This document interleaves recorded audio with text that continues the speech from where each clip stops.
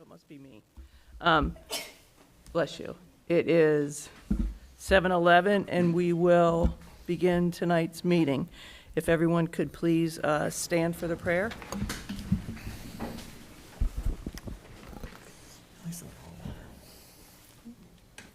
God our Father, we are all your servants.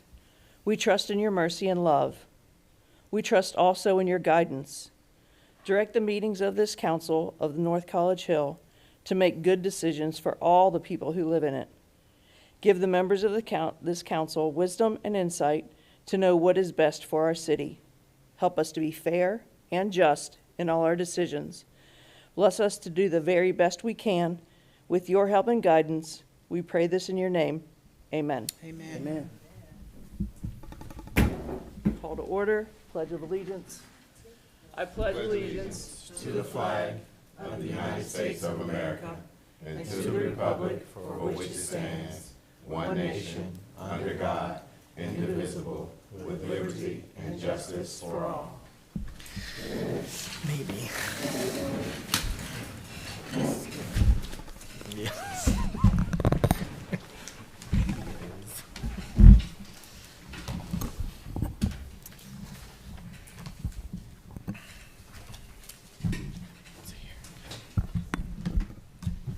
Hello, and thank you again, everyone, for your patience tonight. Mr. Graver was unable to attend tonight's meeting, and he asked me to fill in. So you're stuck with me. Mr. Hedger, could you please call the roll tonight? Ms. Orm. Here. Ms. Gaston. Here. Ms. Chichester. Here. Ms. Alexander. Here. Mr. Wilson. Present. Mr. Davis. Here. Mrs. Underwood. Here. Madam President, Ms. Underwood. I move that we excuse Mr. Graver from this evening's meeting. Madam President, Ms. Gaston. I second.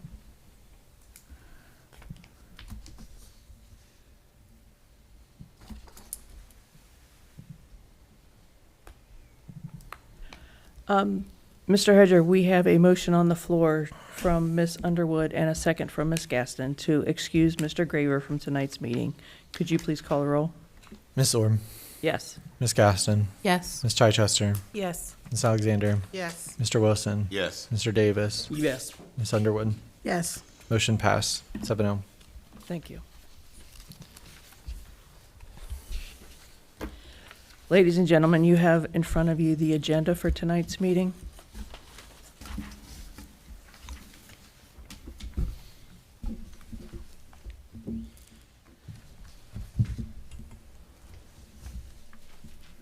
Madam President, Ms. Chichester. make a motion we accept the agenda as is. Madam President, Ms. Underwood. I'll second. I'm going to call for discussion. Mr. Hedger, I have a motion on the floor for Ms. Chichester and a second for Ms. Underwood to accept tonight's agenda as presented. And now I'm going to call for discussion.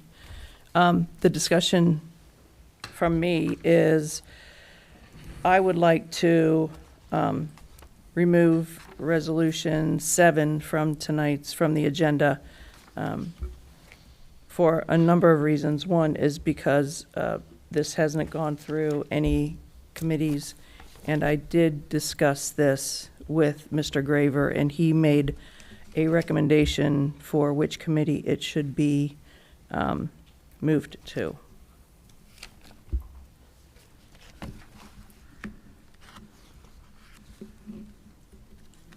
Madam President, Ms. Gaston? what committee should that be moved to? I was waiting for that. Let me verify my text again. Madam President, I'm just after Ms. Gaston. Mr. Graver says that it should go to public safety.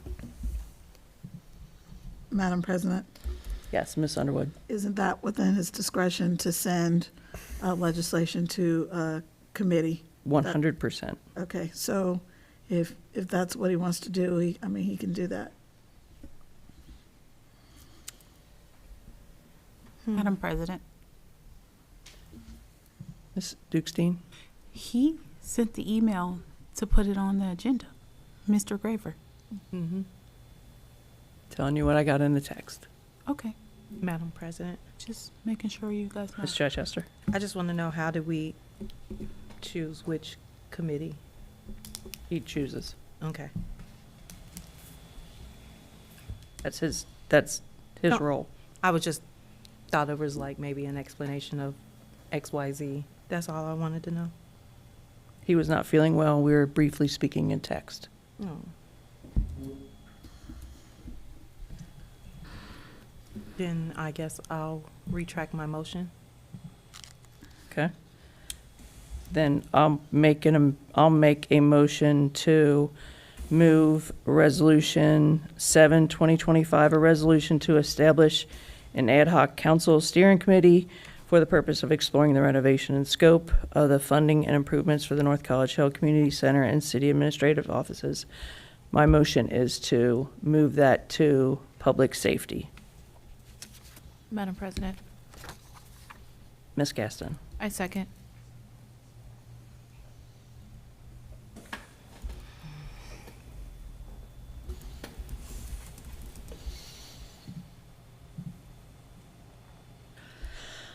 Mr. Hedger, I have a motion on the floor to move the first reading of, to move Resolution Number 7, 2025 to public safety. The motion was made by Ms. Zorb and seconded by Ms. Gaston. Could you please call the roll?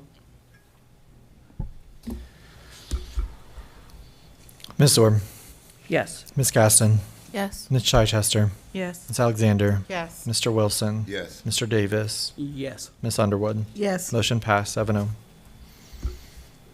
Thank you. Now, would you like to make a motion to amend I'd like to make a motion to amend the agenda? the agenda to remove the, Actually, this is, oh, yep, sorry, go ahead. removing or table. Just remove it from the agenda. To remove the first reading resolution number 7-2025. Madam President, Ms. Gaston? I second.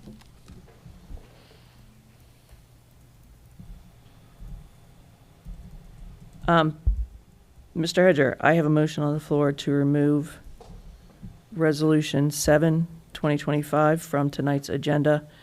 The motion was made by Ms. Chichester and seconded by Ms. Gaston. Could you please call the roll? Ms. Zorb, Yes. Ms. Gaston, Yes. Ms. Chichester, Yes. Ms. Alexander, Yes. Mr. Wilson, Yes. Mr. Davis, Yes. Ms. Underwood. Yes. Motion passed 7-0.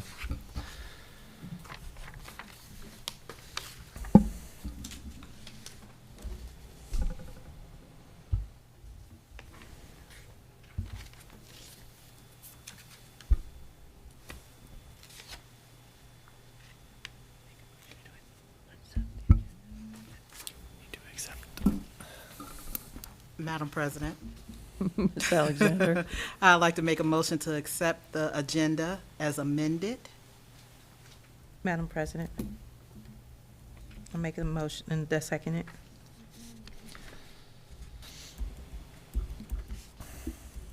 Mr. Graver? I'm sorry. Mr. Hedger? I got too many names going through my head right now. Mr. Hedger, I have a motion on the floor from Ms. Alexander and a second from Ms. Chichester to accept the agenda as amended. Could you please call the roll?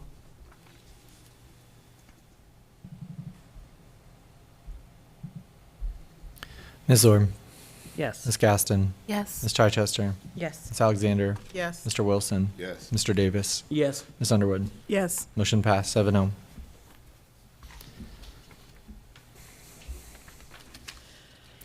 Ladies and gentlemen, you also have in your packet tonight the minutes from the April 7th meeting and from the April 10th meeting.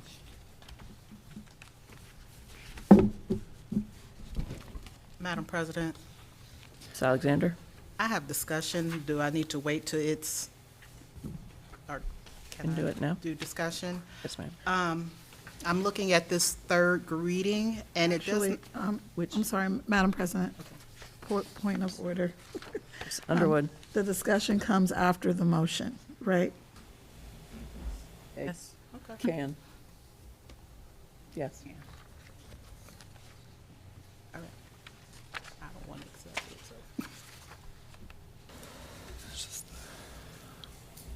so. Unless you don't think it should, I mean, Well, if she wants to make amendments to it, make changes to it, then somebody would have to make the motion to accept it, and then rescind that, and then make the motion to accept it as amended. So I was trying to skip oh, okay, a step. to just kind of, You okay. see where I was going? Yeah, all right, okay. I apologize, Ms. Alexander. That's all right. The third reading of Resolution 3 dash 20. Which meeting are you talking Which about? I'm sorry. Yeah, I'm sorry. For the special meeting, and we see Resolution 3-2025. It does not reflect the changes that we voted on with the asbestos and mold and environmental. It does not reflect that in the minutes. Madam President, Mr. Hedger? the discussion was not had during the meeting, so it was not put in the minutes. Madam President. All it said during the minutes was as presented by the law director, and that is how I reflected it. Madam President. Wasn't there, I can't say. Okay, so I'm still Sorry. confused. Okay. Ms. Dukestein? If I'm understanding correctly, Ms. Alexander, you're referring to the piece of legislation. It had the strikeouts and then the corrections on the piece of legislation when presented to council and on the agenda. So we didn't actually talk about it. The strikeouts were there, and that it was the modified piece of legislation from council, our last council meeting, to the special council meeting, and we accepted it as amended. Is that correct? So this is saying, this is before, is that what you're saying? That I'm saying what that we're the looking piece, in the minutes now, that was before we accepted the strikeout? the piece of legislation presented to you guys on Thursday, April 10th, was with the amendments already. So I don't believe that we discussed it during the meeting. Okay, okay. And you can, I think you can verify that with Ms. Gaston, because she So- passed it out. I would have a very similar, actually, Ms. Alexander and I had a discussion about it, that I had, because I was not in attendance at those meetings, so I was trying to read the minutes to find out what those changes were. Me too. And it's not in the minutes. So that was my concern, is similar to me, if someone else was not in attendance at that meeting, they have no idea what those changes are. So it was, I am not a law director, but I would think the minutes should reflect those changes so that the people know what changes were made. Are you asking me? Yeah, yes, I am, sorry. If the legislation reflects it, the legislation should be the best example of what the changes are. I think the legislation that does have the amended changes in it with edit marks. You're right, but I didn't have that either. So I was looking for a source of truth and I couldn't find one. That was my issue. I'm not sure what Ms. Alexander's is. Well, I was thinking that it would be reflected somewhere at some point. It's reflected in the legislation. Do you do that with all your, do you put all the legislation in your minutes? We typically don't do No. that. The legislation speaks for itself. It just identifies that we passed a piece of legislation in the minutes. Madam President, But this says something different. Mr. Hedger? I would I would agree with the law director. Typically, when we do make amendments, I don't go in and verbatim copy what the changes are. The changes are made on the actual pieces of legislation with the strikeouts or additions, and that would become your actual record, would be the legislation itself. I'll typically reflect discussion was had around it stating there were changes, what that change might be, but it won't typically be verbatim. Minutes are not verbatim. They're supposed to capture, you know, Madam what President. happened. Yes, Ms. Alexander. So with this, I'm not trying to beat a dead horse or anything, but it doesn't say that discussions were even made. There weren't. You know, as you just, said, it looks just like how it was the last meeting when we had the issue with the verbiage. It looks like the same exact verbiage. Madam President. When Mr. Hedger. when watching the minutes, there wasn't really discussion about it. It was, here's the legislation as presented by the law director. I believe that's the exact words, and that's how I copied it in there, is as presented by the law director, this is the amendments that are made. And there wasn't really any discussion. Had all the discussion happened prior when Ms. Underwood opened it up to public discussion, which is happening prior to that piece of legislation at the top there. Madam President, So I guess I'm going to have to agree. If you watched it and it wasn't discussed, then you can't put something in here that wasn't discussed. So I get have it. anything. Yes, Ms. 16. just for acknowledgement, not trying to sway it one way or the other, but the resolution number 0320-2005, the title is on there for the third reading, and there were no changes in the title of the resolution. The changes and the strike-throughs were in the body of the resolution, so that may have been why it was also the same. So the title itself didn't change, but the resolution did. So the only thing mentioned on this minutes is the title. Okay. All right, we've talked about this long enough. Yeah, I have that, so We've talked about this long enough. there was nothing else. All they said I need a was motion. presented as the amendment, and that was it. I need a motion for the minutes. No one? No one? We done with discussion? Yes. I make a motion, we accept the minutes. Madam President, Mr. Wilson? I'll second. Madam President, Ms. Underwood? which minutes? We have two sets.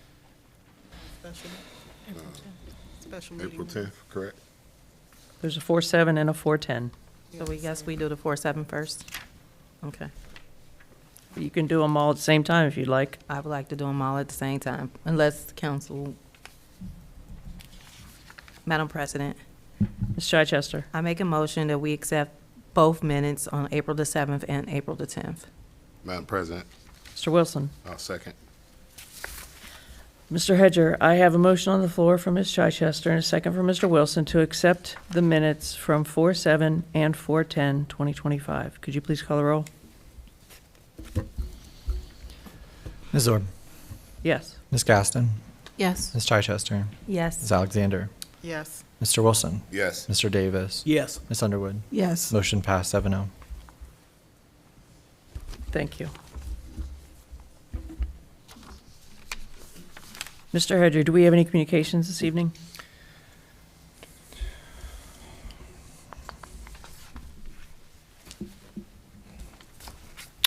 Thank you, Madam President. Give me 1 second.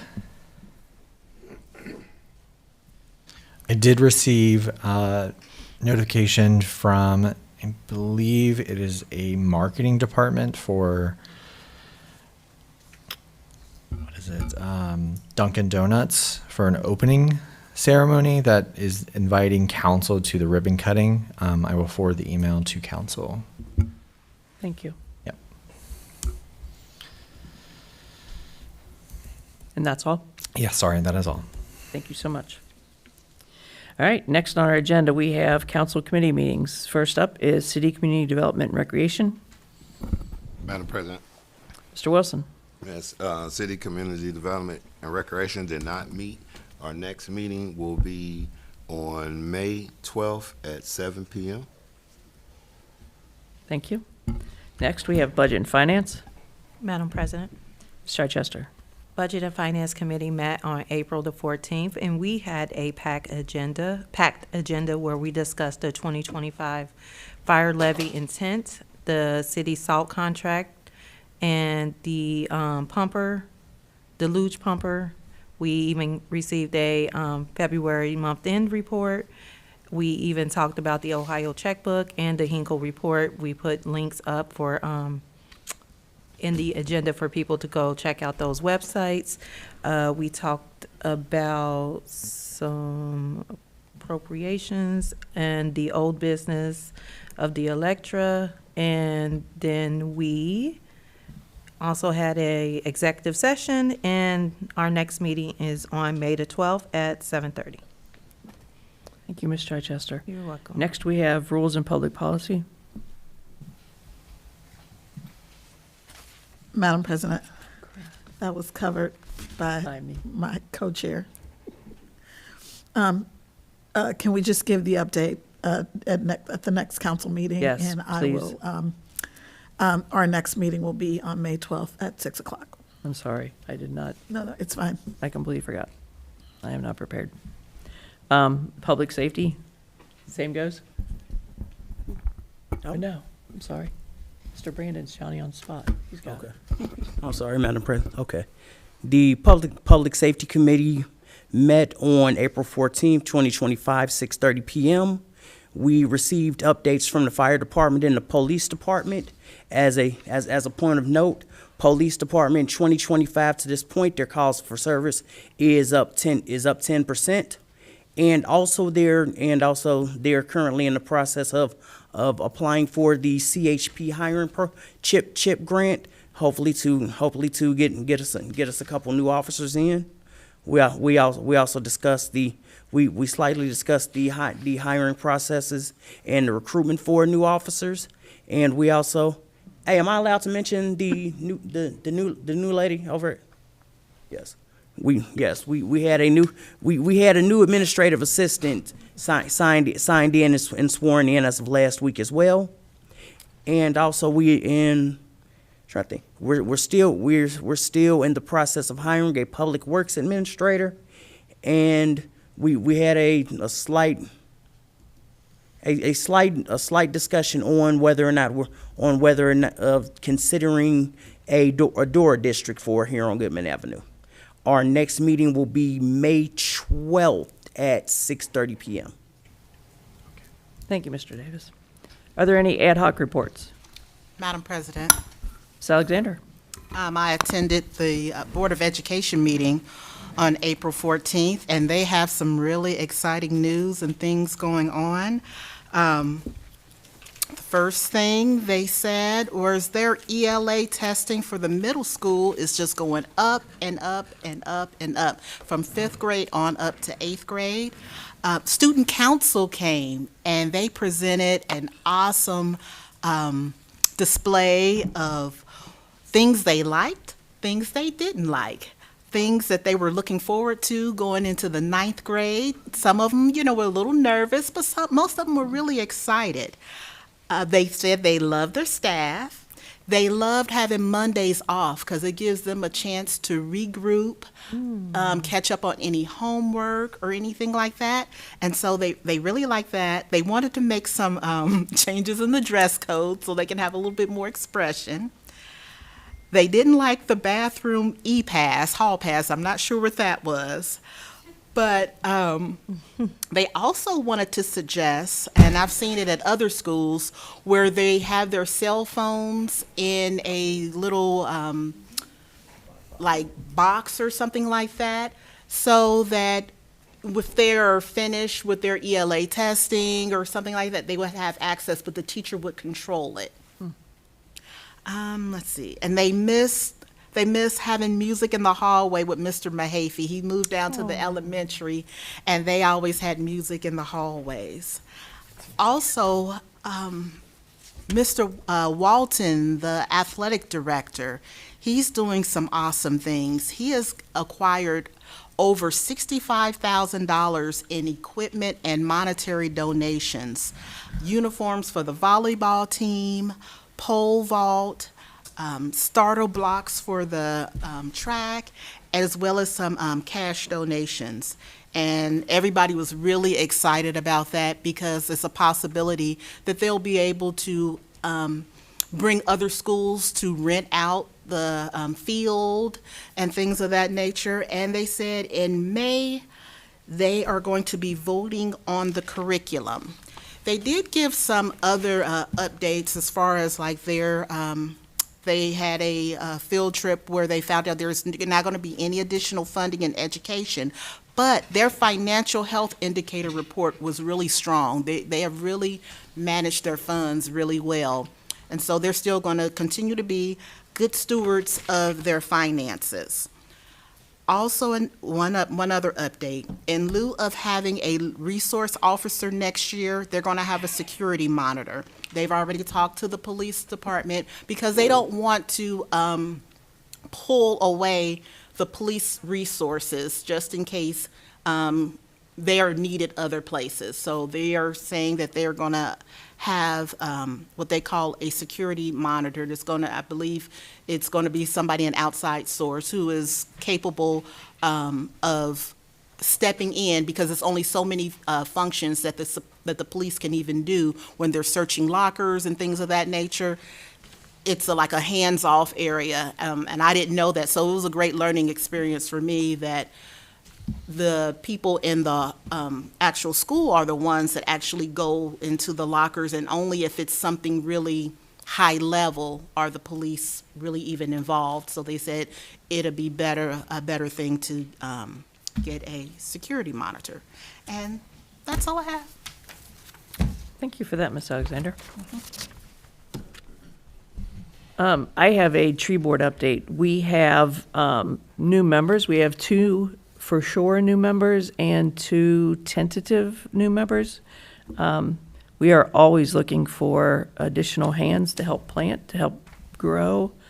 So if anyone would like to join the tree board, please reach out. My email address is mjzorb@northcollegehill.org. Thank you. Any other ad hoc reports? Hearing none, I will move on to administrative reports. Madam Mayor?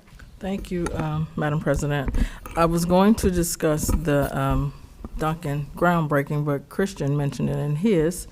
I'll just give the date. It is June 25th. They are going to open in May, but their grand opening, which we got the invite for, is for June 25th. I cannot remember the time, but we can discuss that at a later date. And with that, I'm going to yield the rest of my time to Chief Cheney because he's not on the agenda. Good evening. So a couple things towards one to address Ms. Alexander's statement with the SRO. We are working with the school. It hasn't been completely finalized yet that that's the route we're going, but there is a good possibility. But it'll still be a huge working relationship. Me and Mr. Blaylock have had several discussions about it. I think one, it's a little bit financially easier for the school to absorb since they pay 75% currently of the SRO salary. And they have a couple gentlemen who are on staff already who are former Cincinnati police officers that work like their security team. So I think they would potentially be taking over. It is what it is. We'll keep working with them. And then if they decide they want to go back to the route of SRO, we'll certainly go back that route. I guess really the only thing is, as a city, we have to decide then is if the city can afford to keep that position. Because currently, obviously, the police department only pays 25%, or the city, and the school pays 75% of that officer's salary. If you guys do not decide to do that, then it would drop us back down to 17 police officers, even though we just begged and pleaded and agreed to go to 18. So it is my hope that we can work something out and keep that position. Obviously, it's desperately needed with our call volume continuously going up. I don't see any relief in that. It's unfortunate, but just times we're in. So, and obviously we are still working on trying to do the grant. We're working with the finance department to see what that looks like for the city as well. So the other thing I want to address, unfortunately, was a controversy that started online on social media that the meaning of it has been clearly distorted, but I don't want to get into an argument. People are going to have their own opinions about it. That's fine. Obviously, our opinion is that it represents our brotherhood and the fallen officers. I'm sorry, Chief Cheney. I make it my business not to go on social media unless somebody sends me a picture of a puppy or a baby. So I have no idea what you're talking about. Okay, so a resident Madam had taken a photo of one of our police cruisers, I guess at a scene, and it has an American flag on the back of it where a normal license plate would go, and it has a thin blue line on it through it, which is kind of a standard police thing. There's even agencies around that have it on the back of their side windows of their police cars. So it caused a lot of controversy. I think there was over 100 and some comments on the first post, and then someone created a second post and it had like 60. I'm sorry, I'm too busy to worry about a small controversy like this. So honestly, before I even had the discussion with the mayor and city manager, I had already made the decision. I just went and bought plates that are going to represent us. It's like the memorial band that we wear on our badges if an officer dies in the line of duty. So it's black, all black with a blue line across it. It's a memorial band plate. That's what we will put on the back of the cars when they come in, probably at the end of the week. Madam President. So Thank you. That's great. Madam President. Yes. Yes, Ms. Chichester. So 3 things. Let's go back to the security. yes, ma'am. I remember North College Hill having security guards prior to the SROs. We had the SRO because the security guards did not work out. Correct. And remind me, it was the security guard that was calling in the bomb threats at the time that Yes. caused havoc for like a week. That with the is school. correct. Okay. I'm just clarifying for historical reference. Okay.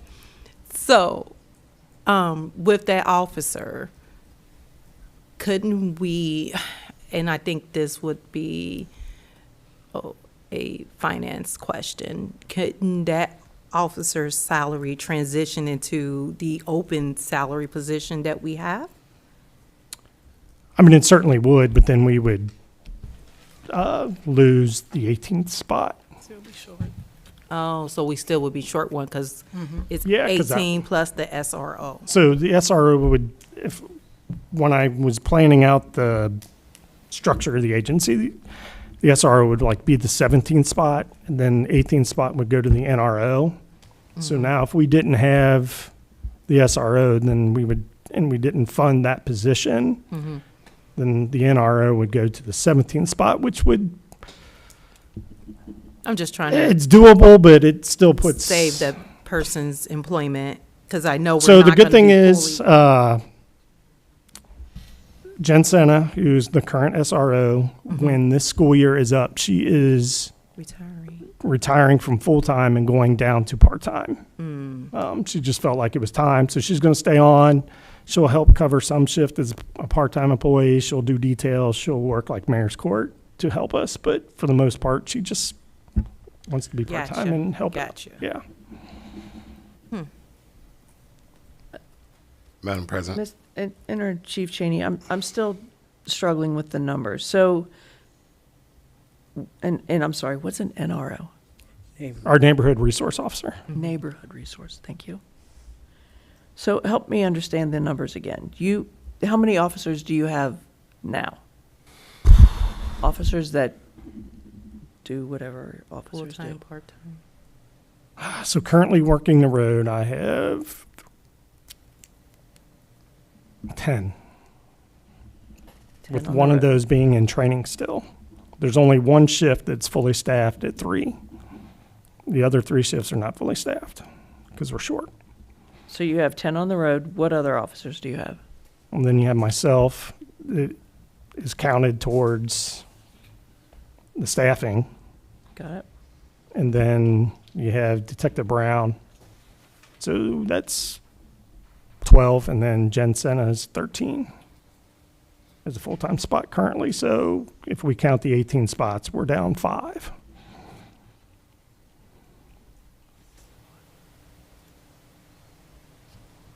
Thank So if we stay at 17, we would still need 2 more just to cover the road to have fully staffed there. So then that puts us at 12. And then leaves 5, 2 detectives that we need 2 detectives. We only have 1. That's why we have to outsource to the sheriff's office, which we really don't want to do, but they have graciously helped us. But we want to be self-sufficient. So, I mean, that's, in my opinion, what the citizens are paying for. So that's what they expect, for us to be self-sufficient. And then, myself, you would have the neighborhood resource officer. I don't know. I'd have to sit and total it up. That's probably 17 at that point. Okay, thank you. Yep. Was that Mr. Wilson? Oh, was it? It was me, but She I has was, 2 more questions. yeah, I think she got 2 more Oh. questions. I'm sorry, you weren't finished. How much did you spend on replacing the license plates? I didn't see the controversial post, was so I'm just like asking from a financial standpoint. $63 or something. They were like $6.89 a piece or something. It wasn't expensive. So- Just got them off Amazon. I didn't see the social media beef, so no one come for me, please. I'm just trying to ask questions for clarification. What is the understanding, or what were they misinterpreted or interpreted? So, unfortunately, as we know, right-wing, left-wing groups hijack either side's stuff. Unfortunately, the Thin Blue Line had been hijacked by probably some really right-wing groups, and so then it became a symbol of hate, which for us it's not, but I understand. So Somebody else it might just have. Okay. I just So to keep the Nobody- controversy down, it's easy $60-some fix that, make sure that everybody feels represented and yeah. appreciated. And like Okay. I said, Thank you for we have doing more that. important things to worry about than a license plate. So it was an Absolutely. easy fix, in my opinion. $63 is, okay, Yes. I'm just asking. But thank you for doing that. Yep. That's the end of my line of questioning, so I'll sit back now. Wilson? Yeah, so I'm aware of the Facebook post. Yes, I did. And I will say this again, I will make it loud and clear. We live in the United States of America. That is the only flag that should be on our government and city vehicles that belong to the citizens. To represent a flag outside of representing the citizens is a disgrace to the brave men and women that has fought for our rights to live free. It's a reason why we are able to have police officers police us. It is a reason why we able to live in communities, because we have brave men and women who signed up to protect the American flag and our civil liberties. And therefore, any government agency or city agency that's formed here in the United States of America should only have one flag on there. That blue flag, the blue line flag, support it all day. You know, I'll stand behind my police officers. I'll stand behind them brave men and women who decided to put on that badge and protect this community. No one's knocking that, but that flag is for you guys. That's y'all flag, and we understand that. That should be on you guys' personal items. That's y'all stuff. We can't say nothing about that. But when it comes to the United States of America, the only thing that should be representing anything when it comes to city government is the flag. That's it. Thank you for your opinion, Mr. Wilson. Are there any other comments? Madam President, Ms. Gaston? I just want to again say thank you for doing that, because you didn't have to do that, and that just shows the solidarity that you have with the citizens, and I appreciate it. Madam President, Ms. Underwood? I too want to thank you, Chief Cheney, for monitoring that situation and taking doing what I'm going to call an act of conciliation. And I also would like to say thank you for doing something that I would never do, which is put on a uniform, strap a gun to my hip, and then run towards danger. Because when I hear gunshots, I duck and I go home. So I want to say thank you for that, and thank you to all of the officers who do that. And I just think it's really petty to attack a police officer based on a license plate. Amen. When they are willing to risk their lives.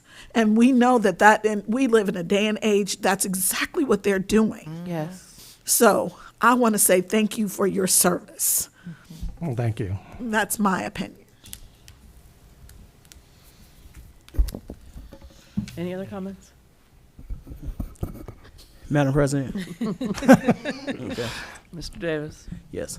As a person who has also received a couple aesthetic complaints in the last couple days, I'd like to thank you, Chief Chaney, for being proactive and saying, like, okay, if this bothers a citizen, if this bothers a resident, we're part of the community. We'll do what will make the community happier, and what'll help our job be easier. And I'm also going to say, your predecessor would not have done such. I apologize. I mean, if I wasn't supposed to say that, I'll apologize for that. All right, that's it. But like I said, thank you for being proactive and not going into a bunker and being willing to work together with us. Well, like I've said the entire time I've been in this position, it's my job to protect everybody in the community and be a part of the community. So it's an easy fix. So I'll put in my 2 cents, and I'll agree that thank you for taking care of that so quickly, so instantaneously, and seems like it was a fairly easy fix. So Yeah. thank you for addressing it. And along those lines, Mr. Davis, thank you for addressing other issues. So, all right. Next up, sorry. Were you were finished then, right, Madam Mayor? Okay. So next up is the city administrator. Thank you for, I agree with the PD department. When I talked to Chief Chaney, he was easily willing to change it. And I think Ms. Underwood said it best as in terms of this was a step to kind of bring the community together. Whether no matter what side of seeing that on the back of a police cruiser you are on, if some people see it as a space of offense, that was not North College Hill's intent. In fact, Chief Chaney shared with me when we were talking about it that it was something that was put on the police cruiser even before he came in. It was never intended to have any bias one way or the other. I recognize the flag as something that honors police officers. However, when others do not, because we want our police officers to be seen as willing to serve all people, it's something that Chief Chaney was saying, I'm already on it. When I brought it up, he said, I'm already on it. So I'd like to thank him for easily accommodating our citizens. And then I have a few organizational changes within city administrative space. I would like to introduce Ms. Shiva Stevenson's Knott. She is Ms. Anderson's replacement, as Ms. Anderson has not yet resigned, but her last day with the city will be tomorrow. And so if she could just stand up and say hello to everyone. She is our new finance manager. I'd like to welcome her. Welcome. And then I wanted to acknowledge, per the passing of the salary ordinance, we have a new code enforcement officer starting for 28. And then we also have Ms. Clear, who resigned for 18, which was last Friday. So we are in search of a recreational director. I haven't posted it yet, but I am. We have, through the three of us, Mr. Ben Torrey, and then Ms. Colleen Ellis.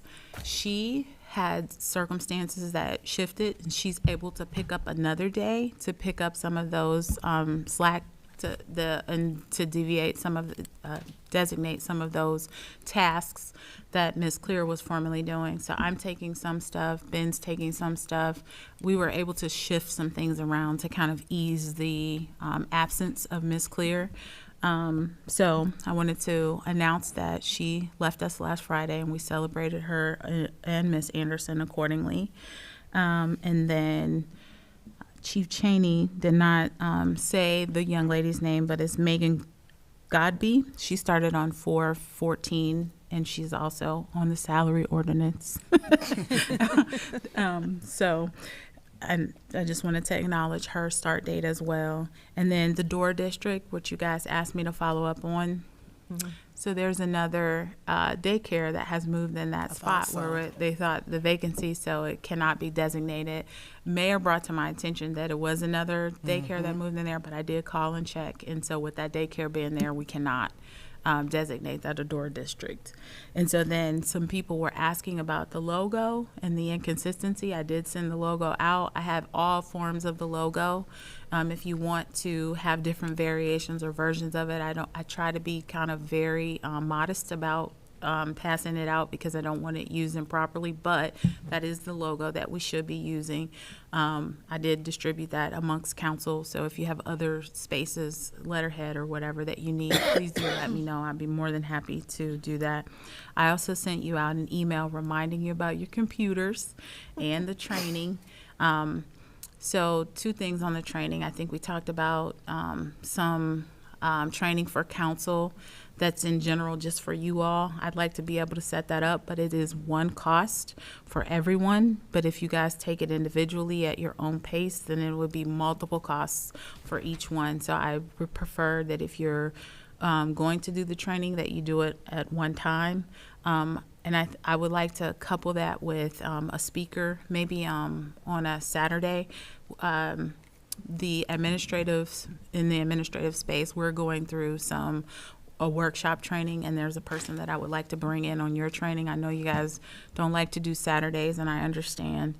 However, I do think that the training is important, and it kind of would create some solidarity. I also sent out council rules per the request of you all, just to refresh.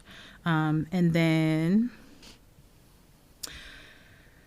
1,500. So I'm still obtaining the second round of those assessments, estimates, quotes for the work that we got, the estimates, quotes, assessments that we got over a year ago, to make sure that we're up to date on costs and everything. I plan to bring that back to you all. I just actually received one while we were here tonight. I'd hoped to receive it before now, but it's okay. I will get it to you all. I just wanted to give you an update on that. And then West Belmar. So I'm in constant contact with the young lady that came. She and I talked today, but I am waiting on the results of the camera, because we had a previous camera go through the pathways to see exactly where the blockages were, to see if we're, as a city, what we can do. And I'm working on it. That's all I can say. I just wanted to kind of give you guys an update. I wanted to make sure that I publicly gave an update for her, although we did talk, and the rest of the citizens on that street. And then the last and final thought that I have is Public Works is working very diligently to fill the potholes. They're doing a really good job. But you guys, citizens, council members, anybody that travels through, you can tell us where the potholes are. Send an email. There's a space on the city website where you can go and kind of file a complaint and give exact location. That helps us have eyes and ears where we are not seeing them. I've telling Braden and the rest of the Public Works team every day, hey, here's a new pothole I found. So please help us out in getting that out so they're quick to get it filled. So thank you. All right. Are there any questions for the city administrator? All right, we will move on to the law director. Madam President, Yes, Ms. Underwood? I think Mr. Davis had a question. He was, Oh, I'm sorry. I'm sorry. I didn't look on Okay, the- I apologize. Madam Administrator, one question, one question, I got an email regarding the North College Hill Transit Center, and just a question, have you been in contact with anybody at Metro and Sorta in regards to that? I have not been in contact, but I've been reading the emails that have been coming to me as it pertains to that. It's still a work in progress. They're still trying to move forward with having a hub here in North College Hill. They're still trying to obtain the land to being able to put that hub here. They have a tentative meeting that they invited me out to that I will attend with more information, and at that time I'll bring that information back. All right, thanks. Yes, ma'am. You good? Yes, ma'am, I'm sorry, yes. Any other questions? No? All right, now we have the law director. Madam President, the only thing just to follow up on the city administrator's issues regarding the contracts for 1,500. I do anticipate that we'll be bringing resolutions of urgent necessity forward once we've identified the contractors. That's because we want to get that work done as quickly as possible and not go through the 6 to 9 week process of going through the bidding process. So there's a process by law that if you need to get something done quickly and under emergency type of situation, you can do resolutions of urgent necessity. So as those contracts are presented by the city administrator, we'll likely bring those forward with urgent necessity resolutions, just to give you a little bit of a heads up. But that's all I have. Thank you. And we do have the finance director on the agenda. Would you like to speak to us tonight? I know it's a hot seat, but sorry. Putting you on the spot. So, my name, do I have to walk up here? You do, I apologize.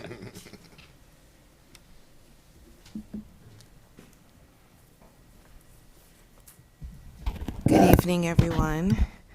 My name is Shiva Stevens-Knott, and I am on task to join everyone. I'm excited to be here, and I am also a resident of North College Hill, so I'm invested. Awesome. Thank you. Thank you. Thanks for coming. Welcome, welcome. Taking it. All right, now we have call of members. And first up is me. So I was not able to make it to last council meeting and I guess subsequently a special meeting. But I heard some things, I did watch it, and I heard some things that I feel were said incorrectly. So I'm going to make some corrections at this time. So it was stated that no council members sent an email about questions. It was in regards to the 1,500 legislation that got passed at this special meeting. And a comment was made that no one sent an email with questions, and so all the questions had been answered. And that is not factually accurate. Personally, I asked 7 questions. Actually, there were even sub-questions, so there's kind of 9 questions during the meeting. And I was never told that I needed to submit those via email. They were stated during the meeting. And then a comment was made that that we don't want to ignore what the citizens have to say, but council controls the purse strings. Well, my opinion is that it's the citizens' purse, like it's the citizens' money that we control. Certainly we control the purse strings, but it's their money that we're controlling. So I think we do need the citizens' input to know what to do with 1,500. That's my opinion. I was also told, it was also mentioned at that meeting that Ms. Dukestein had no problem providing the numbers regardless of the cost, and we still have not seen any of those numbers. So, again, that was inaccurate. I've also been told that there will not be a Memorial Day parade this year, so I want to make sure everyone knew that. There was another comment made in in one of the committee meetings that it stated in the comprehensive plan that there's a moratorium on new property. I searched the comprehensive plan. It is not listed in there. It's listed in the additional items that the Planning Commission asked council to look into, but it is absolutely not listed in there's no moratorium listed in the comprehensive plan itself. What else did I have here? Oh, I just wanted to say thank you to Ms. Gaston and Mr. Davis for taking the additional time to work with the law director to get the amendments made to the legislation for 1,500. And then I'd like to thank Ms. Underwood for picking up the slack for Mr. Graver and I while we were out. So thank you all. And that's all I have. Next up is Ms. Gaston. Hello, everyone. I just wanted to say thank you to everyone who came out today to kind of listen and I'm sure ask questions. I am going to piggyback off of Ms. Zorb. We have received more information from citizens. We keep getting more and more responses, so thank you to everyone who continues. So really quickly, I'm just going to kind of hop around to the ones that are. So the first question that has been updated would be, how often would you participate in community events at the city center if restored? And we have a high number that people would come, and actually more than 80% would come at least once a year. Question number 4 on the survey is, what should the future of 1500 West Galbraith Road, the city center, be? And that is 67%. They would like to see it cleaned up, torn down with the potential of a new building. So that continues to be the highest one. People are still requesting to have a new city center, just an updated one. And maybe at a later date or at a different time, we can talk more about a town hall, because an overwhelming 74% would love to have a question and answer comment or opportunity. And then there's a whole host of comments that are at the bottom. I want to say 50% of those who took the survey had other comments to help talk about what we should do in a new building or if the building is restored. So just making sure that we take that into consideration. People are taking the survey. People do want to be heard. But with that, again, Brandon, thank you for working with me on those things and all of council to make sure we move forward so that we can get back in that building, get our items, clean up our rooms, so on and so forth. That's really all I have tonight. Thank you, Ms. Gaston. Next, we have Ms. Chichester. Thank you, Ms. Lord. So first, I would like to say thank you to the DAV. Thank you to the Women's American Legion. Thank you guys for coming and continue to come support council and come to the meeting. Thank you for the other citizens who take time out your day, out your evening, out your lives, and to be here as well. So I just wanted to tell you that. And thank you to NCHPD. There was an incident on my Carroll and Galbraith again. I don't know about that corner right there, but traffic was backed up a little bit because they were doing their investigation, but they handled it very well. They handled the residents very well.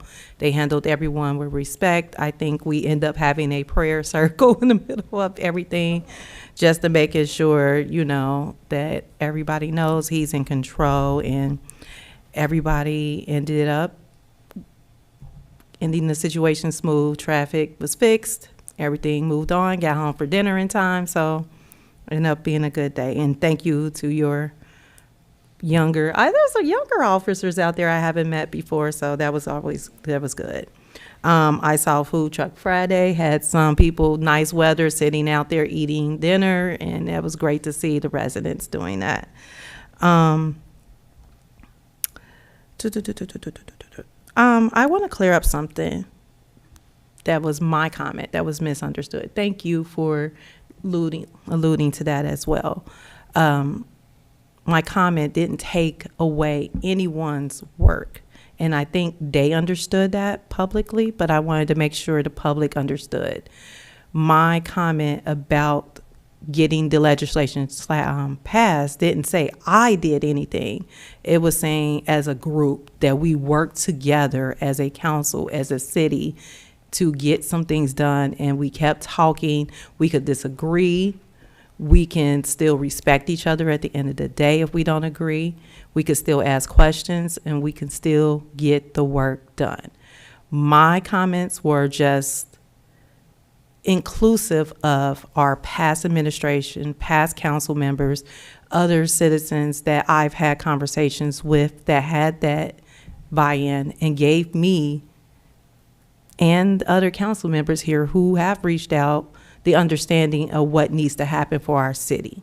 And what needed to happen at the last special meeting was that we needed to bring our building up to code.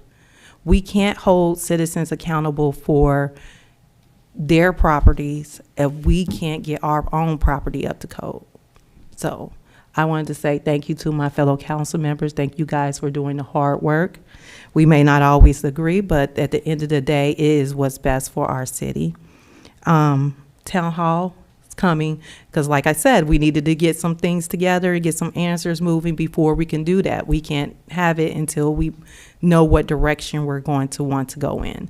So now we're getting a stabilized building up to code and not just vacant. We can start to move forward and get some input on what should we do, you know. Let's see. And Ms. Orr, we cleared up the comprehensive plan about the moratorium. You weren't here at that meeting, but I think that was cleared up at the meeting too as well. And that's it. Thank you, Ms. Chichester. Next, Ms. Alexander. I'd like to welcome the new finance administrator. Welcome. We're here. We're glad you're here. Also, welcome all the visitors that are here, the new ones and the ones that keep coming. It's great to see your faces here and giving your input. Also, let's see. I would like to bid a fond farewell to Ms. Clear and Ms. Anderson. They did some great things here, and I'm sure their future is bright. I'd like to remind council that we have to do our financial disclosure, if you haven't done it already, by May 15th. Chief Cheney, I would like to thank you for being proactive. That was quick on your feet. That's what leaders do. You don't make excuses. You just jump right in and you think outside the box and you make it happen. So thank you. Also, Ms. Gaston, I love how you bring those results for the survey. Gives us those little tidbits to see, but I would love to see the whole thing because I always just want to see more and more and see what else is going on. So thank you for that. Also, I would like to publicly thank one of our citizens, April Taylor, if you're out there. I'd like to thank you. She's always doing stuff for the community. Her latest project is providing lunch for the North College Hill school staff. She put it out there. Facebook is good sometimes. She put it out there that she wanted, she couldn't do it alone. You know, we're a community. So I would like to thank her for doing that. And I told her, hey, you can inbox me anytime. If you need my help, I'm there. But I would like to thank you, Miss April Taylor. And I think that's it. Thank you, Ms. Alexander. Next, we have Mr. Wilson. I'd like to start off this evening with saying thank you again to all participants, government and city officials that give their time to help North College Hill grow. I want to say thank you to the officers, firefighters. I also want to say thank you to my military members, everyone that served in our armed forces. I want to make myself clear with my comment, and when it comes to this flag situation. At the end of the day, you know, I was born and raised in the United States of America, and I was taught that that flag represents citizenship for everyone that lives here in this country. And to display that flag, you display it with pride, dignity, and respect to that flag. To display anything outside of that, when it comes to the professions that we are in, especially when we took an oath to honor that flag, it's disrespectful. I love every officer, every service member who chose to defend me, to protect me, to give me the civil liberties that I have every day that I wake up to. I am totally grateful for these people, because without them making that ultimate sacrifice, I wouldn't have them protections. I wouldn't live in a graceful country called the United States of America. I wouldn't know the grateful people, the citizens of North College Hill, city of Cincinnati, and the surrounding area, Hamilton County. This stuff didn't happen overnight, people. Folks put out real hard work and dedication. I got families out there who's lost service members because they was out there willing to protect us for our civil liberties. And at the end of the day, I will never agree with displaying anything other than the American flag. That's all I have. Thank you, Mr. Wilson. Mr. Davis? All right. Okay, first of all, once again, I'd like to thank Miss Janetta Anderson and Miss Annalise Clear for your hard work, for your contributions. Y'all's efforts were not in vain to help push us forward, and we'll continue going onward and upward. And also everybody don't forget, on Saturday, April 26th, we've got they're calling it the Spring Cling. It's Spring Fling. We're doing a cleanup effort. We're going to be meeting in the 1500 West Galbert Road parking lot. Once again, we'll be partnering with the North College Hill Beautification and Activities Committee, Motion NCH, Hamilton County Resource, Clean Harbors, and the Cincinnati Reuse and Recycling Hub.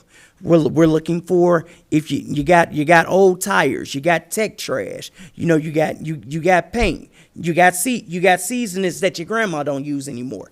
Anything that needs to go, bring it to the lot 1500 West Galbert. That is we'll be checking in at 9, but we'll be there from 9 a.m. to 12 noon. Thank you. Madam President. Ms. Chichester? Mr. Davis, do you have a flyer or a list of things that will be accepted? Yeah, let's see. It's long, but we'll do the, like I said, the big things. Vehicle tires. You can share it with me. You don't have to read it all off. All right, bet I got you. Thank you.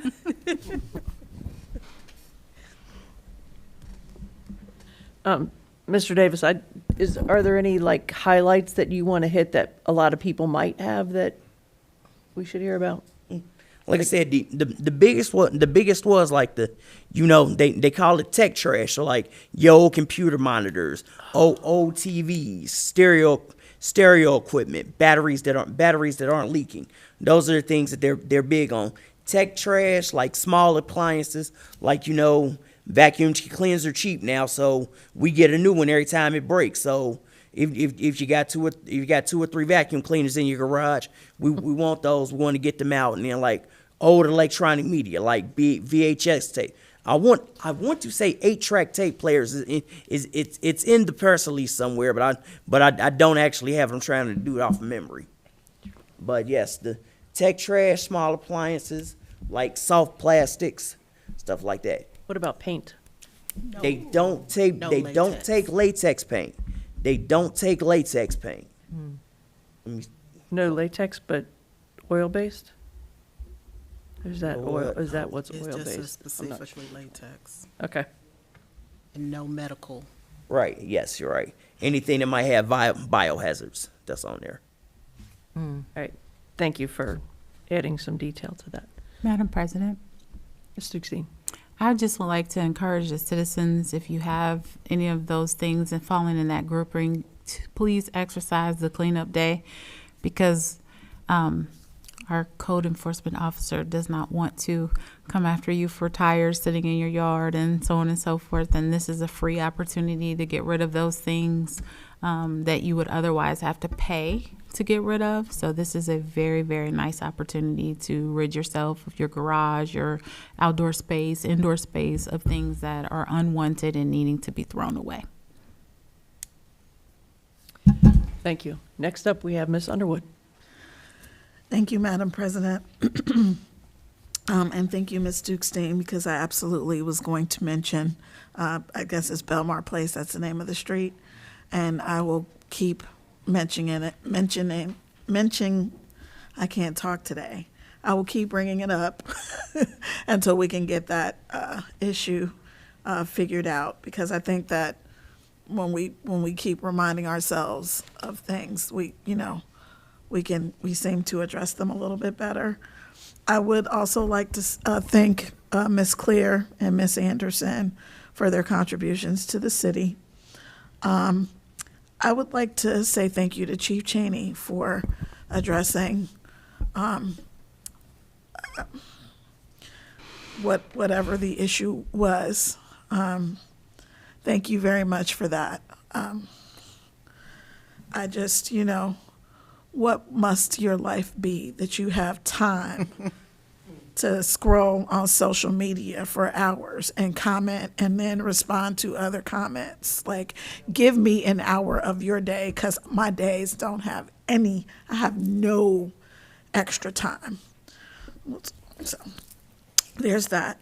And then I would also like to say thank you to Miss Donna Bruner, who is working on a project with the North College Hill City Schools to put some kind of handprints in the crosswalks around the schools. So Ms. Bruner is doing very hard work for this city. She continues to work for us, even though she resigned from council. So I did want to acknowledge that and acknowledge her and say thank you very much for that. I think, and that is, that's all I have. Thank you. Thank you, Ms. Underwood. Madam President. Oh, I'm sorry. One more thing. I forgot. There is an election on May 6th. There is only one thing on the election when you live in North College Hill, but it is an election. It is important. Elections matter. Whatever you believe or don't believe or whatever, it matters. Your vote matters. I will point out to anybody who will listen that in Hamilton County, there was an election that was decided by less than 50 votes, less than 50. And on most streets, there are 50 people of voting age who live on one street. And there was an election that was hotly contested, lots of litigation, decided by less than 50 votes. I will tell you that your vote matters. I know it doesn't seem like it sometimes, but it does. You've got to pay attention to these things. There is an election on May 6th. There's only one issue on our ballot, but you've got to pay attention to what's going on. So I encourage everyone to make your voices heard through your vote. Thank you. Thank you, Ms. Underwood. That's a very important update. Ms. Dukestein, did you have something additional? Yeah, I just wanted to elaborate on Mrs. Bruner's work. So I don't know if you all have seen, it's through We Thrive, and I don't know if you all have seen the little iridescent signs that are in the shape of children to say slow down or yield. So that's kind of the concept of this with the school board, to put the handprints in the crosswalks. So it gives you this tender thought process when you're crossing through there, going way too fast.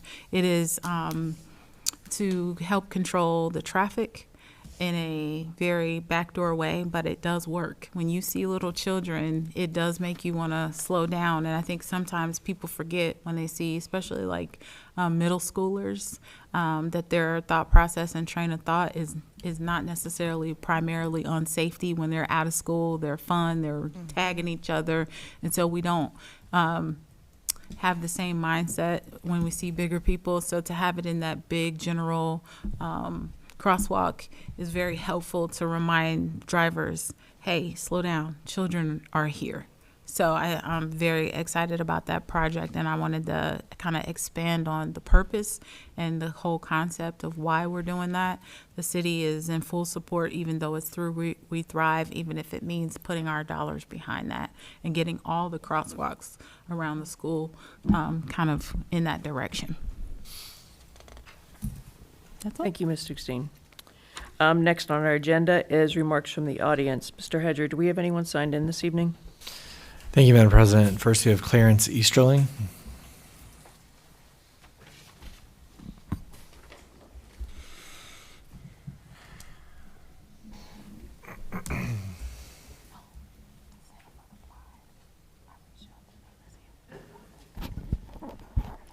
Clarence Easterling, 1619 West Belmar. Most of what I've got are questions. I really just need to know which committee handles these issues, because they're probably step one, and full council doesn't need to try to deal with this. Number one is speeding on West Belmar and any potential solutions. Which committee would handle that? Public safety. Public safety. Public safety, okay.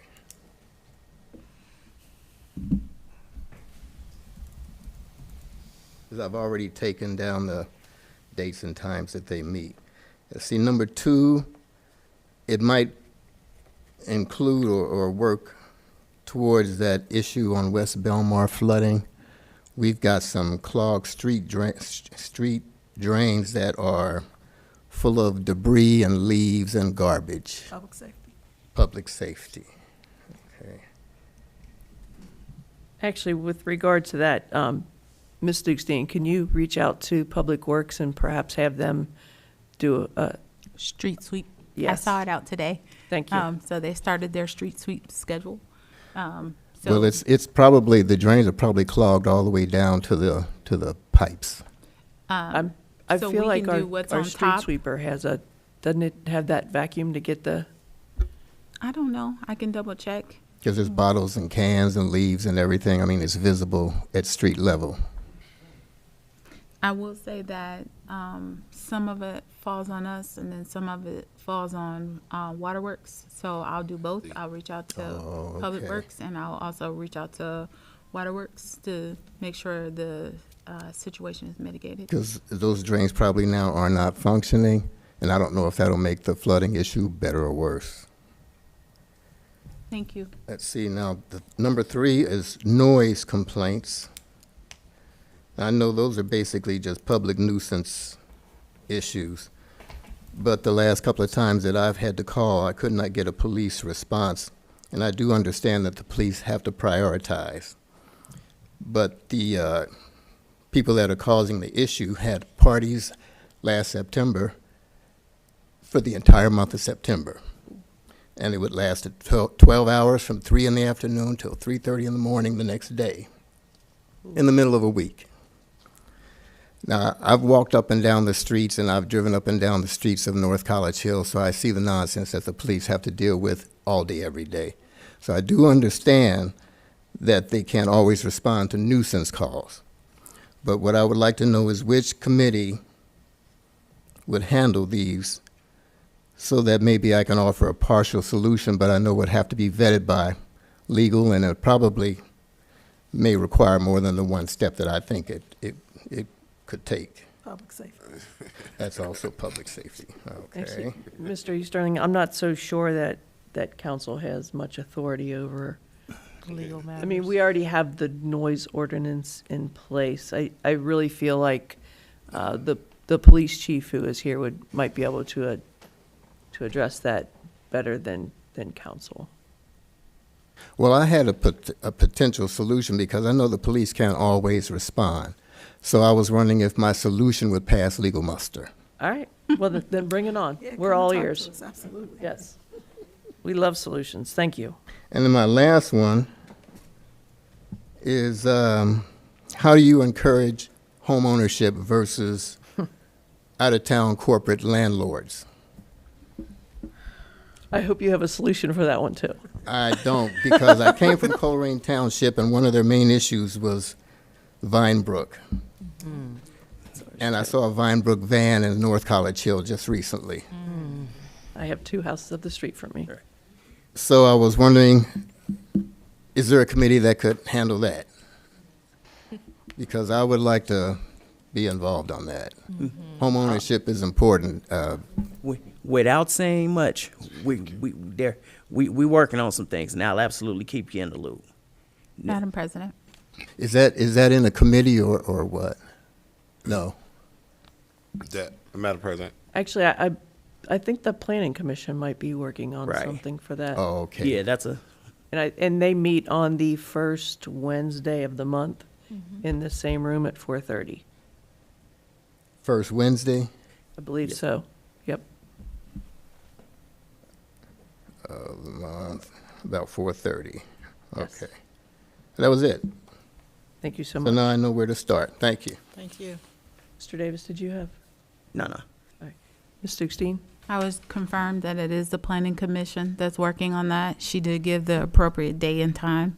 And Coleraine Township, 78% rental, whereas we are now down to 48%.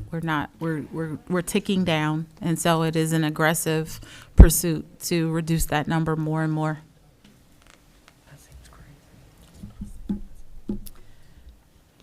Mr. Hedger, is anyone else signed in? Thank you, Madam President. We have a JB. Unfortunately, I can't read the last name.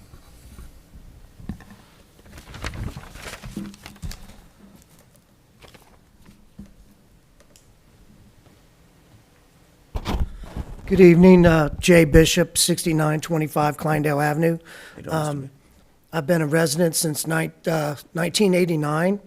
I managed a restaurant at Galbraith and Daly, and then I've had my own lawn care business for over 30 years.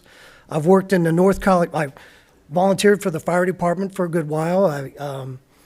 My lawn care business, I have a lot of customers here in North College Hill. I do concur. I'm not happy with the property management of all these properties in North College Hill. As a lawn care person, I've seen the deterioration of the properties. Now I have to do the property, my customers and the neighbors. There's no accountability with the Vinebrook. I mean, it's they wait till it gets out of hand, and then we have to call in somebody. Anyhow, I know everybody knows that's an issue, but I just wanted to bring that up again as my personal experience. I'm out here every day, working on the properties and looking at properties. I've seen it all, and I try to pick up the trash too. While I'm there. I can't pick up all the trash. I try to do the neighbors, but I can't do it for everybody. But I appreciate everybody. Appreciate the Public Works Department. And anyhow, I have a big investment here in North College Hill. Like I said, I lived on Kleindale Avenue. I purchased properties from my landlords, and they were the original builders of the properties here on Kleindale Avenue. I'm butted up to the Pies Park. I'm butted up to the community center. We do have some issues with the trees. They're from the park there, from the Clovernook owns that. They're coming down on the fence and over into my yard. Now they're really destroying my property. And I know I should have brought this up to other people in other positions, but I'm just going to bring it up now because I've been cutting stuff down myself. I just can't keep it up. And so now the fence is coming down over there between my property and the park. And not only that is, now we graded the property behind the community center. Now I own a strip of land behind the community center as well. Okay, it's butted up on that side, on the other side of the fence. And, well, you graded all that, and now all of it's washing down even more. And that, and the trees have been falling down there, but now even more. And now they've even, come down on the fence and destroying the fence. So, you know, I need some help with that. I do what I can. I've been cutting on both sides of the fence, and I haven't said anything to anybody about it. Then, now another thing I wanted to address is, residents have been, asking me about what is the protocol as far as locking the gate at Kleindale Avenue for the Pies Park. There's been some discrepancies on who, you know, what time and when it should be. Well, Saturday night it was open till late at night, and some people have said, well, you know, the gate's been closed before evening. So, you know, there's no consistency there. Not only that, you know, there was plenty of parking on my street, but Saturday night there was parking right in front of the fire hydrant. You know, I'm not happy about that. So, but anyhow, I appreciate all the work for the city council. I mean, and him, he does a lot. He does a lot. I mean, he works at opening the gates and things like that and stuff. But you know, I don't know who should take that position. So,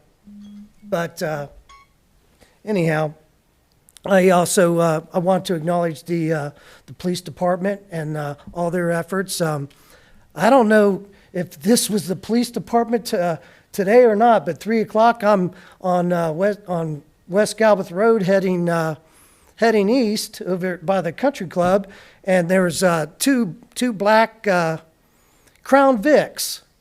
Now these were old Crown Vics, and they were driving. Now you can concur here. They were driving down the middle of the road. They were weaving in and out, and one of them had a red and a blue light in the grill, and he was following another black one that didn't have anything on it. So I don't know. I really don't think it was the police department, but anyhow, they were causing havoc right there at right in front of the golf course. So, but I know I didn't need to bring all these issues up, but I did want to speak my mind. I thank you. I appreciate Thank you. you, sir. Madam President, Yes, Mr. Wilson. I just wanted to address the gate issue. So I do open and close that gate every day. You know, Saturday, I think I was out. I probably didn't get home in enough time to close it by the sundown. But that I open and close that gate at the regular times like it's supposed to, as following the rules that's posted for that area. It's dusk to dawn. So, you know, I'm up in the morning and I have it open by the crack of dawn, and then I have it closed once the sun goes down.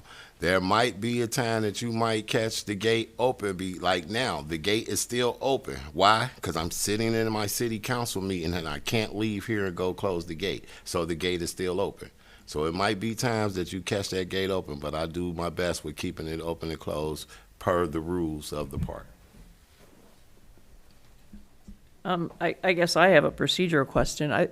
Chief Cheney, I thought there was a time, and I know I read the minutes, that your department, that you stated that your department was going to cut the lock and you were going to put your own lock on it, and that your department was going to control the opening or the unlocking and locking of that park. That did come up, but discussions with the mayor, and the mayor agreed that we were too busy and we were not going to be able to properly do it, like at dawn or at dusk, be able to be there to get it off. I mean, we may be tied up till 11 o'clock at night.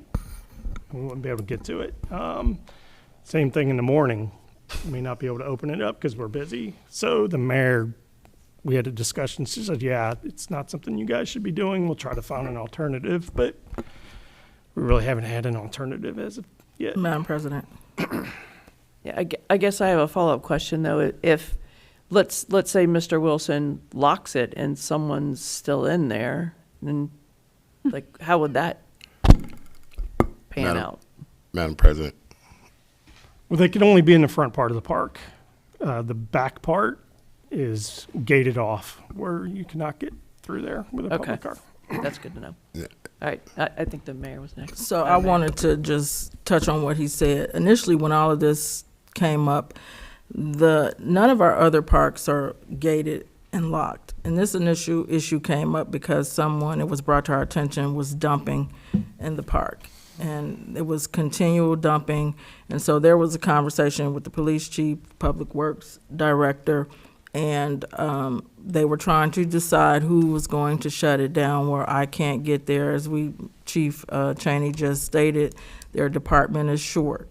So pulling someone to go unlock and lock, they get a run. I believe that's initially what happened 2 or 3 times. The police were supposed to lock the gate. They had a call. They couldn't get there. Mr. Wilson agreed to take on that responsibility. In the meantime, they were supposed to figure out something amongst themselves, how to continue. You are correct. There was an issue where the lock was supposed to be cut and or changed. Obviously, that has not happened. We do know there has been some times, as he stated, he was not able to lock it, but we either need to decide, are we going to be consistent with our other parks and not lock this one? Or are we going to designate someone who is an actual city employee to do it? That's where the hiccup is, as far as they're concerned, until they're fully staffed. We don't have a public works employee that works past 4 p.m. to lock it in the evening. So then that you can't depend on fire to do it either, because they have the same type of runs. Madam President? Yes, Ms. Dukestein. So, Chief Cheney and we actually did talk about this in our one-on-one. And I talked about it with Chief Plackey, and I also talked about it with Braden. We're working on how each group can work together to kind of create a schedule so that it becomes more feasible and consistent. So there have been additional conversations. I appreciate Mr. Wilson being willing to do it. It should not be his burden, because he lives on the street. So I get it. I get why it would yield a little bit of inconsistency, especially like today when he's not there to lock it. So in order to kind of alleviate all of that, we want to create a schedule that's going to be solid. We have leaned on Mr. Wilson to do it up until this point, but we're working on something that the 3 departments can kind of work together. Maybe Public Works opens it up in the beginning. It's like some of the suggestions have been, since they get here fairly early and their mornings are low with things to do first thing in the morning, and kind of working in the other departments and some other spaces. We just haven't come up with a schedule, but we are talking about it, and we'll be moving to something like that to kind of create consistency. But moving it to our own departments, we want to just create solid consistency. And so we need to make sure that we can provide that before we move and take the weight off of Mr. Wilson. Madam President. Mr. Wilson? So I want to say thank you, Arias and Public Works and Chief Cheney, but there's no weight on me. What I do is because I live here in North College Hill. I'll do it because that's what we should do. That's the way to help out each department. We're struggling in them area, that's cool. The lock has never been cut off. The lock that was placed on there is still there. I don't have a key for that original lock. The original lock that was there had a combination and it got jammed. It got removed off of there because I took it off because you couldn't lock it no more. So the new lock was placed on there. Chief Cheney was apparently had the key and was supposed to give out a copy and could never get the copy of the key. So I have been locking that gate with my own lock and key to keep that. Yes. The reason the gate was placed there was to address the fact that folks are using our park area to dump their trash, their yard waste, the stuff that they can't get rid of. They were putting it in the park. And guess what? Mr. Wilson lives next to the park along with Mr. J, who's on the other side of the park. So that's why the gentleman's having an issue with the trees falling down on the fence. I also have an issue with the fence on the opposite side of the property because it's on my property. So I'm looking at the same dilapidated fence. We're not complaining. What we're doing is we're giving the assistance to North College Hill so you guys can fix the problem. But other than that, I don't know what to tell you guys, but I keep that park completely clean and I try and lock it up at the times that it needs to be. That way my officers can focus on the more serious things that they can. That way the fire department don't have to run down there and try and lock it. And Public Works is off at that time it closed. So what are we going to do? Make them come back to work for 10, 15 minutes just to lock the gate? No. I'll lock the gate until you guys figure out a way to be able to lock it on time, period. Let's not make a big deal of it. Madam President, Ms. Gaston. I have a clarifying question, just for those who may not know. Who owns the park? Is it Clovernook or is it North College Hill? Clovernook. So should Clovernook lock it? No. We rent, And we have leased the park, but it is owned by Clovernook. thank you. Yes.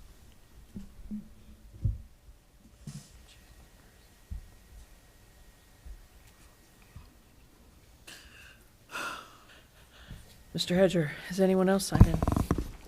Yes, Kathy Curitan. Thank you, Ms. Curtin.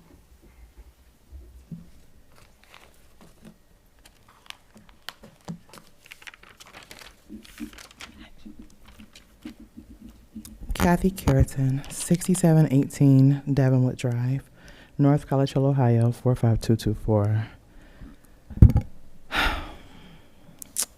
A couple of things I want to address this evening. And reading the legislation that was posted prior to the council meeting tonight, there are quite a few questions. I realize that, Ms. Dukestein, these are some of the questions for you, so I want to make sure that you can hear me and that as a citizen of North College Hill that I have your attention during this discussion. Please, thank you. So in review of the legislation that was posted again on April 18th, in preparation for tonight's meeting, I realized there were new legislation that were posted. I'm excited to see the movement, the progression, but I am concerned with this piece of legislation.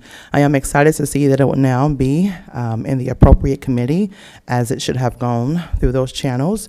However, not every person on council sits on that said committee, and there are quite a few matters of confusion on this piece of legislation. In fact, I was even surprised that it would even be before its first reading when council have not even had a moment to discuss it. That's surprising, but we can move past that. In this piece of legislation, Section A, and let me actually read the title of it. It states, a resolution to establish an ad hoc council steering committee for the purpose of exploring the renovation, scope, and funding of improvements to the North College Hill Community Center and City Administrative Offices. And before I even talk about this piece of legislation, I would have liked that, I don't know who's in Mr. Hedger, Mr. Dieters, council, I'm not sure, but oftentimes it's, I've noticed that there are many grammatical errors, and so I would encourage whoever is responsible for that, i.e. in this document, it states 1800, that's not the address, it's 1500. It's semantics, but it definitely should be correctly written and proofread before presentation. But let's move forward. So this piece of legislation is for the renovation. And it specifically states that there will be a committee, a special committee, a steering committee made up of 3 council members. Ms. Dukestein, can you hear me still? Okay. 3 council members, the city administrator, the mayor of both who do not have a vote, 3 members of council, 2 appointed by, and 3 citizens, 2 appointed by council, and 1 appointed by the mayor. How did we even get here? How did we get to this piece of legislation when we have solely, in fact, council made a vote on just this asbestos and the mold abatement? How did we even get to stating now in a whole new piece of legislation that states now? Can I answer that question? Mr. Dieters, I'm so sorry, just a second. I think let me just answer your question. Sure. Because I think I'm going to save the time you have up there. That was a draft. Mr. Wilson asked me to put something together for council to begin to look at it. Okay. We sent it to the people we typically send it to. We have no idea why Mr. Graver put it on the agenda. It was nothing more than a draft to begin the discussion process. I don't know what version you have, but there was at one point, it did say 1,800 instead of 1,500, and that was fixed. You must have got one of the old drafts. It shows that it was actually a draft. So it's a draft. It are ideas that are thrown out there, and that's why it's in a committee, for that to be vetted and for the committee to talk about it. All it was something to get a conversation started. Good. However, I think that we're missing a critical step, that there was never any input. Let me say it like this. If you all are going to make, Mr. Wilson, if you're going to make recommendations, and whomever you work with on administration for this, then as a citizen of this city who pays significantly high taxes, I would ask that you explore all options. And that would include doing a land contract, that would include a full tear down and rebuild, and that can also include any renovations. But this piece of legislation, whoever brought this forward, I'm being told, Mr. Wilson, that we would explore all options. If you or anyone were to serve on this particular committee, that is stating that whomever, council, administration, and the 3 citizens, you all will be solely focused on the renovation, not exploring all options. That's scary. Do as you will with that draft. And another question that I need to clarify is, and you clarified that for me, was, relative to who brought it forward. So Mr. Wilson, thank you, because I was unsure and it was not clear to me. Another question that I want to find out, and maybe it's more of a statement, even the information that is listed, and I implore everyone to read it, it sounds like, I could be wrong, that everything that's listed in sections 1, 2, 3, and 4, 1, 2, and 3, would be the duties and job responsibilities of our city administrator. Everything that's listed here. So I'm not even sure what the purpose and need would be for a committee to go and do the fact finding and the discovery for anything. I don't know, but that sounds exactly like the duties and responsibilities of our city administrator. And let me wrap this up. The final question that I wanted to bring forward is relative to the mold and asbestos. So Ms. Dukestein, we've had this discussion almost a year, 9 months, give or take. Do you have any information on asbestos and the mold? Because here's what I think and I see. If you were able to move forward on the mold and the asbestos, guess what? The DAV can go back home. You've got the mold out, you've got the asbestos out, and they could go back home. And I'm sure they would love that. And Miss Peggy, she could also go back home too. So do you have any numbers on the mold and asbestos? Because council has given you the authority 2 weeks ago to move forward with that. Yes? No? Not for discussion. Just want to know, do you have any numbers? Yes? Madam President, Mr. Singh? so, I don't know that it was 2 weeks ago, but I do know that it was, in the 10 minutes? days. Yeah, sure. 10 days. Sure. And so with that, yes, I have some information, and I just received the final piece of information with the breakdown of everything today, and I said that earlier in the meeting. I still want to keep council informed. We will, as Mr. Dieter stated, come back in the state of emergency if needed with the piece of legislation that enables us to move forward. There was yes, we have been dealing with the circumstances a very long time, but it has been in the hands of council, even when I was on council, to kind of mitigate that circumstance. We're moving as quickly as possible. You have to you know, I want to make sure that they know what they're paying for and where the resources are coming from. So that's step one. Sure. I'm so sorry. I don't want to take up too much time on this. I just simply wanted a yes or no. So then my other question to you is, when will you present that to council? It's just a date. If you have it the next 30 days, the next 15 days, the next 28, do you have a date in which you will present that fact finding of the cost for the abatement to council? Well, I guess the next time we meet would be in the committees. Okay. And what committee will it be in that you'll provide that update? Budget and finance. Sure. Okay, great. And then the final thing I just wanted to say, thank you so much, Ms. Duxine. We are at and I had to write this down because I wanted to make sure y'all heard me clearly, not just you all here, but everyone in TV land as well, or YouTube land. We are at a pivotal moment in our city, and the decisions that we make, who we vote for, who we support, and who we allow to represent us will shape the future of our city. We need leaders who are committed, transparent, and truly invested in the well-being of every resident of North College Hill. Leaders who will listen, lead with integrity, and fight for progress. I urge every single person to take voting this year seriously. You have until October 6th to register to vote and to look closely who's sitting in these seats here up on council. There are 4 seats open for council. 4. Ask yourself, are they the right people to carry out the vision forward? Because if they're not, then it's up to us to speak up, show up, and change it.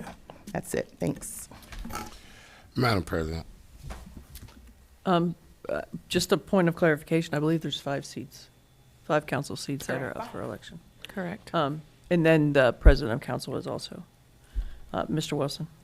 Yes, ma'am. Just wanted to address the comment about the legislation for the ad hoc committee. The purpose of presenting that was just to get the conversation started. That way we don't wait till the last minute to start having these conversations and get things going. You know, how it managed to make it to the agenda, that's not on me. I'm just the council member that asked to have it presented. That's it. So other than that, these conversations has to take place, and when I don't want to wait until the last minute to start having these conversations, because we already gave our administration the ability to go ahead and move forward with cleaning up the building. We need to start having the conversations now as far as what we want to do from there. So it doesn't cost us anything to have these conversations. We just need to get them out the way, and that was the purpose of that being submitted. Madam President. Is that you? Sorry. Ms. Gaston. I just wanted to piggyback after Mr. Wilson. I did have the opportunity to read it briefly. I just want to make sure that all of us are aware that it is in our best interest to look at all options. I believe technically there are 3 options. Number 1, tear it down and leave it down. Number 2, tear it down and rebuild. Or number 3, rehab the building. So if we're going to create special committees, we have to also vet the people who are going to be on these committees. Are they architects? Are they engineers? Are they impartial? So that should be a part of the conversation. I appreciate trying to get this moving, but I want to make sure everyone who was watching is aware that we're going to look at everything, not just one option. And that's all. Madam President, I don't want to steal Ms. Alexander's statement before beat a dead horse, but you guys are beating this horse up pretty bloody. I understand that what you passed at your special meeting was to do the abatement and to stabilize the building, which requires you to fix the roof, fix the windows, fix the doors, and make the abatement. If you're going to tear it down, I plead you, why would you pass the last piece of legislation this council passed?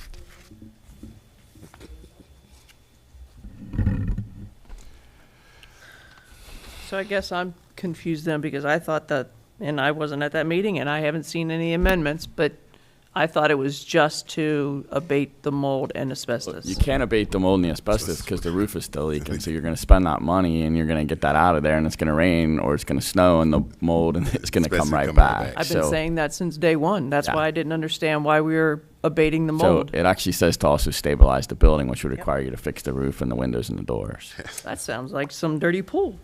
Huh? All right. Well, council drafted that. I just Madam want you to be President. aware. Yeah. Okay. All right, let's move on to, oh, I'm sorry, Mr. Hedger, has anyone else signed in? No, Madam President. Thank you. We're moving on to legislation. Mr. Hedger, could you please, Yes, third reading resolution number 4, 2025, yard beautification competition.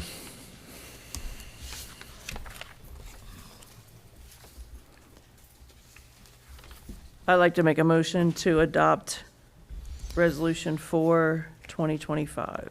Madam President, Ms. Alexander? I'd like to second that. Madam President, Madam Mayor? I just had a question, Ms. Gaston. Were your signs ordered I was waiting for this to be passed. before you ordered them? Yes, Okay, ma'am. thank you.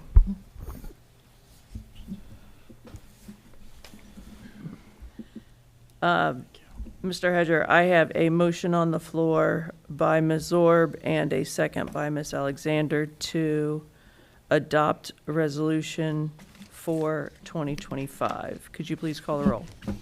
Ms. Zorb, Yes. Ms. Gaston, Yes. Ms. Chichester, Yes. Ms. Alexander, Yes. Mr. Wilson, Yes. Mr. Davis, Yes. Ms. Underwood. Yes. Motion passed 7-0.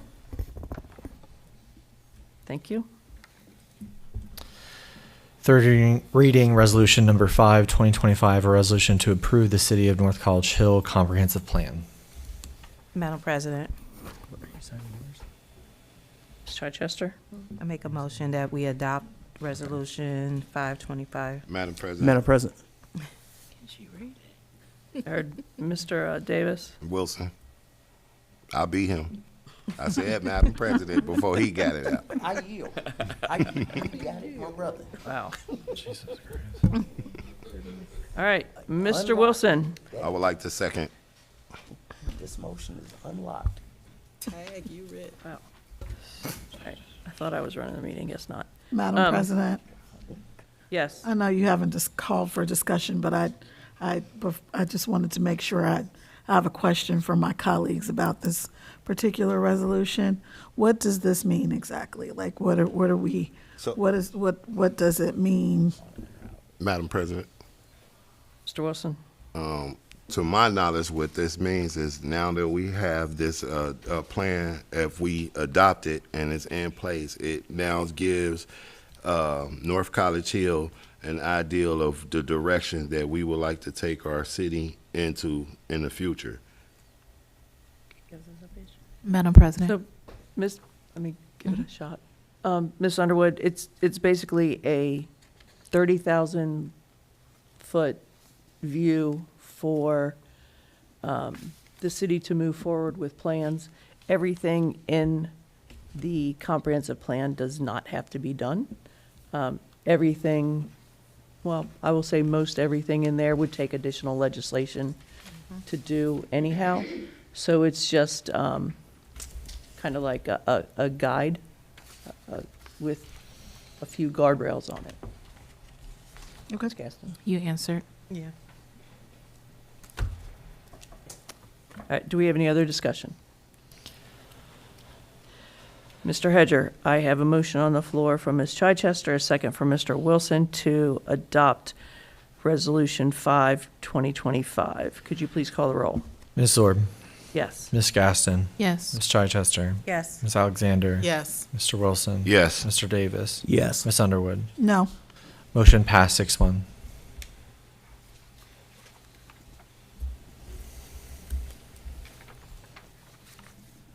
Thank you. First reading resolution number 8, 2025, a resolution declaring the city's intent to proceed with renewing a tax levy in excess of the 10 mil limitation pursuant to section 5705.19 of the Ohio Revised Code.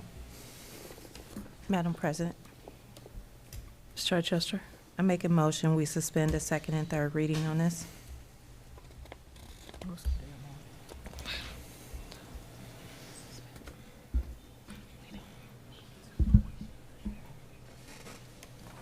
Madam President.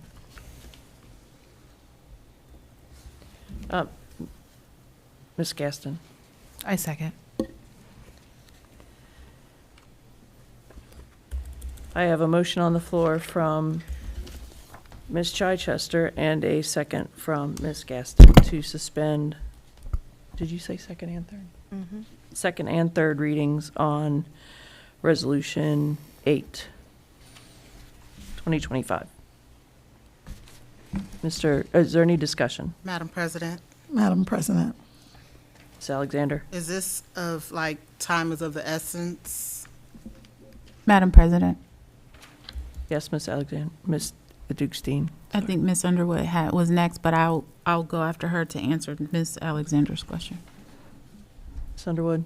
is this for the fire levy? Okay, that was Oh, my is that- question. Okay. To clarify, if we were to let this take on the second and the third readings, and I know that we talked about this in the Budget and Finance Committee, we would actually be fine to meet the date that we need to turn it in.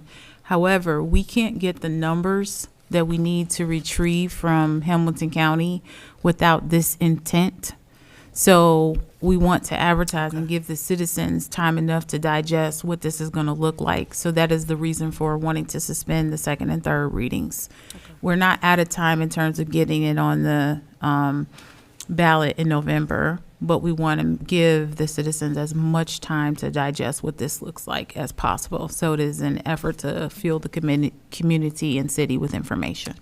Yeah, Madam Madam President, I know we President. spoke about this before, but it's a two-step process. So this first step is nothing more than asking the auditor to certify our values. That's exactly what I was gonna say. And then so that's done pretty quickly. It would take another piece of legislation for you to actually put it on the ballot. So, Okay. right. So this is just a preliminary step in a two-part process. And Madam President, Mr. Davis? okay, and so just make sure I got that clear. So that's the reason why the actual price of the value for 100,000. That's why that's still TBA, because you're waiting on front of county. Okay, I get it. Any other discussion? Mr. Hedger, I have a motion on the floor from Ms. Chichester and a second from Ms. Gaston to suspend second and third reading. Could you please call the roll? Ms. Orb, Yes. Ms. Gaston, Yes. Ms. Chichester, Yes. Ms. Alexander, Yes. Mr. Wilson, Yes. Mr. Davis, Yes. Ms. Underwood. Yes, Motion passed 7-0.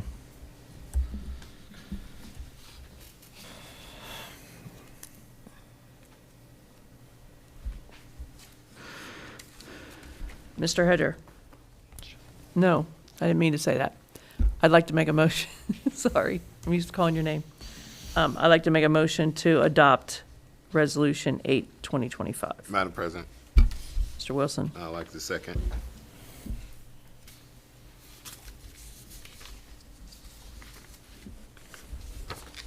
Discussion? This is 5.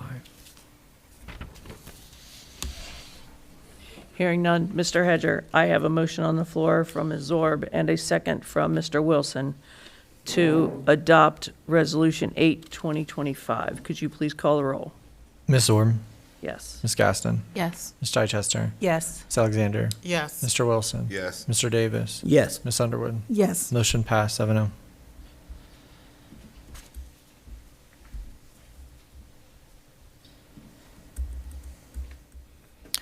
First reading resolution number 9, 2025, a resolution authorizing participation in ODOT road salt contracts awarded in 2025 and declaring an emergency.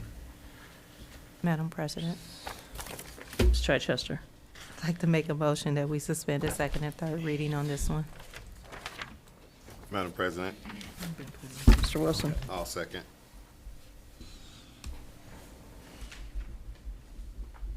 Discussion? Madam President, Ms. Dukestein? this one is time sensitive. I just want to make sure you are aware of that. We did not do anything to misstep.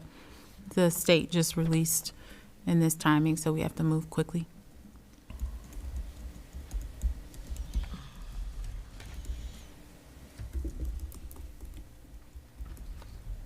Mr. Hedger, I have a motion on the floor from Ms. Chichester and a second from Mr. Wilson to suspend a second and third reading on Resolution 9, 2025. Could you please take the roll?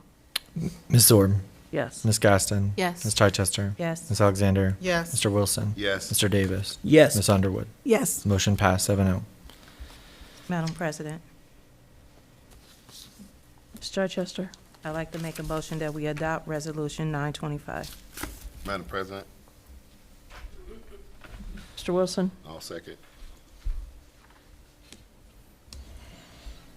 Any discussion? Hearing none. Mr. Hedger, could you please call the roll? Oh, sorry. Too many of them, I'm getting all confused. Mr. Hedger, I have a motion on the floor to adopt ordinance Resolution 9 made by Ms. Chichester, seconded by Mr. Wilson. Could you please call the roll? Ms. Orb, Yes. Ms. Gaston, Yes. Ms. Chichester, Yes. Ms. Alexander, Yes. Mr. Wilson. Yes. Mr. Davis. Yes. Ms. Underwood. Yes. Motion passed 7-0. Thank you.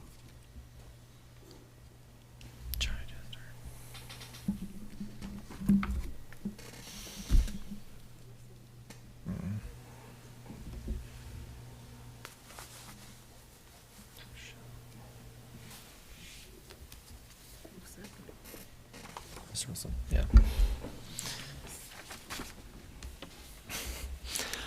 First reading resolution number 10, 2025, a resolution authorizing the sale of certain city-owned vehicles no longer needed for any municipal purpose.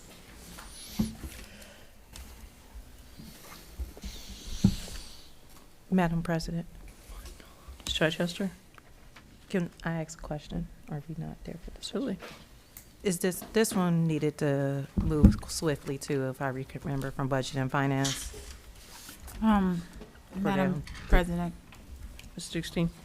respectfully, it does need to move more swiftly than, this is a sale of and I know you weren't here for those that were not Here's there for the for the engine. Budget and Finance, but this is a sale of the engine for the pumper truck, and they need to put it on a municipal website where they auction these kinds of things off. We already lost time. It was, in my opinion, it should have been something that just went to council floor, but we decided to move it to a committee to have a conversation about.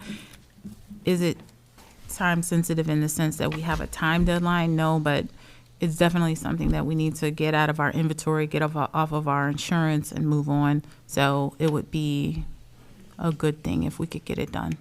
Madam President, Ms. Chichester? I make a motion, we suspend the second and third reading for Madam President. Resolution 10. Mr. Wilson? I'll second. Any discussion? Madam President, Ms. Underwood? I'm not really sure how we're getting to the place of where we're kind of in a rush to rush things through. It just, I don't know if, I'm not trying to stall the sale of the truck, because I agree it's on our insurance. We don't want that.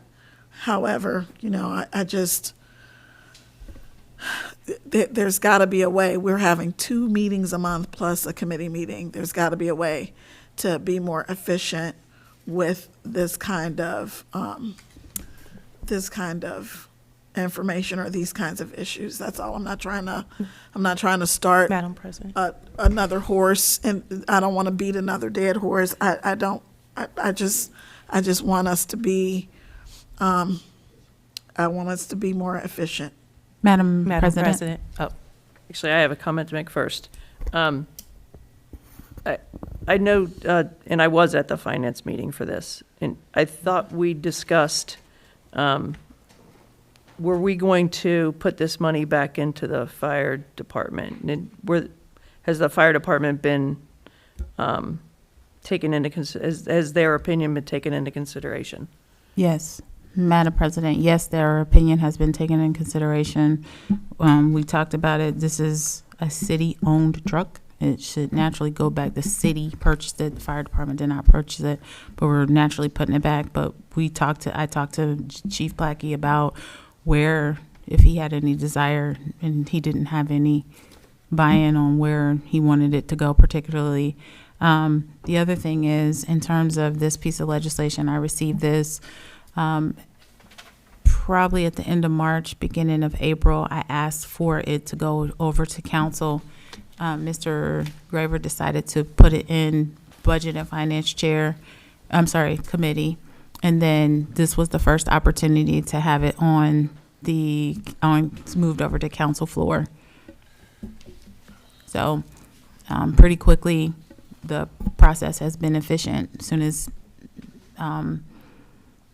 Chief Plackey got it to me, we got it updated by Mr. Dieters within a day or so. We pushed it out to be considered for council floor. It was denied, sent to Budget and Finance Chair. This is the first opportunity. It's flowed exactly the way it should. Madam President? Chichester. Yeah, I thought we allowed enough discussion in Budget and Finance Committee. Did we need to have further discussion?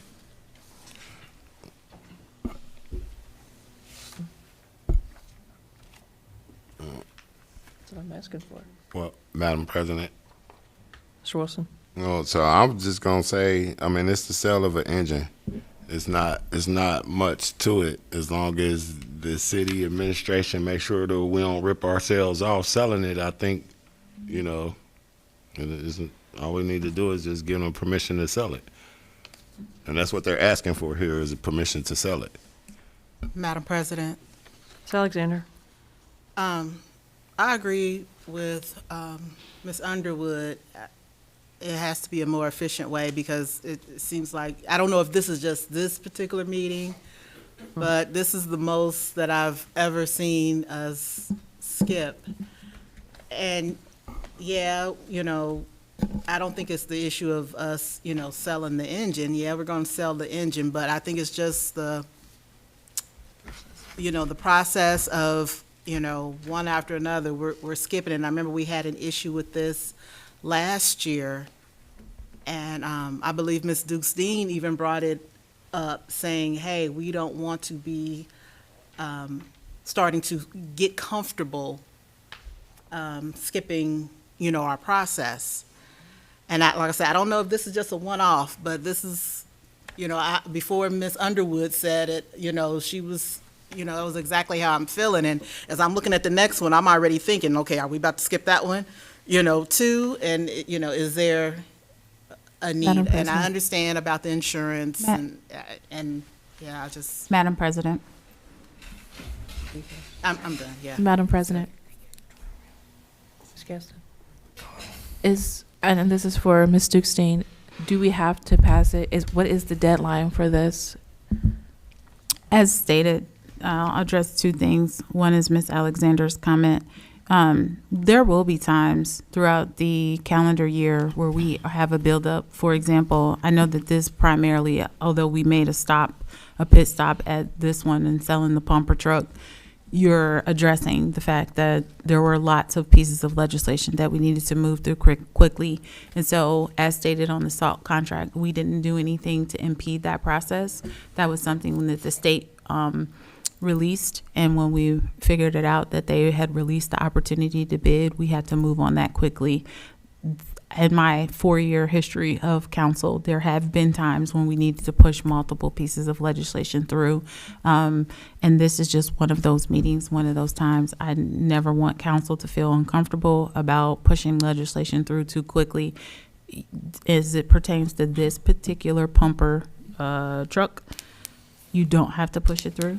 It just would be more efficient financially for the city if we did. If you choose to allow it to go through the readings, you can, and that is because it's on our insurance. This only allows the fire department to put it on the municipal website where they can auction it off. And again, if you don't feel the need to expedite this one, that's totally fine. It's up to you all. It's not a rush. It just would be better for us if we could get it off of our insurance.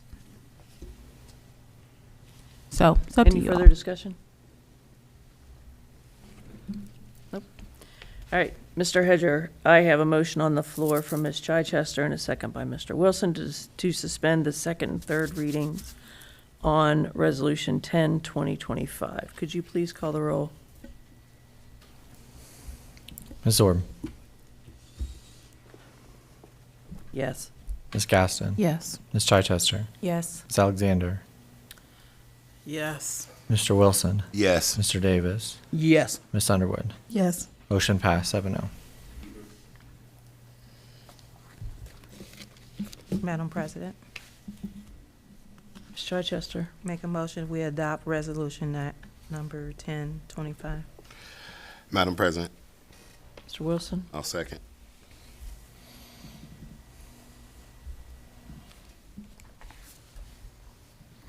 By any chance, is there any further discussion? Mr. Hedger, I have a motion on the floor by Ms. Chichester and a second by Mr. Wilson to adopt Resolution 10, 2025. Could you please call the roll? Ms. Zorb. Yes. Ms. Gaston. Yes. Ms. Chichester. Yes. Ms. Alexander. Yes. Mr. Wilson. Yes. Mr. Davis. Yes. Ms. Underwood. Yes. Motion passed 7-0. First reading ordinance number 2, 2025, an ordinance to amend and establish salaries and staffing levels for the city employees under the requirements of section 3.06 of the City of North College Hill Charter. Madam President, Ms. Chichester. make a motion to suspend the second and third readings for ordinance number 225. Madam President, Mr. Wilson. I'll second.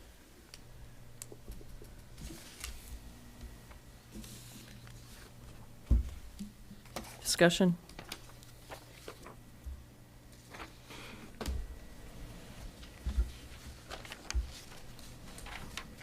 Madam President, Ms. Stugstein. this one is of urgency. In order to fill the role of code enforcement, we have to have this legislation passed. So we need a code enforcement person. We went through the interviewing process. It was quite belabored even when I came into the role.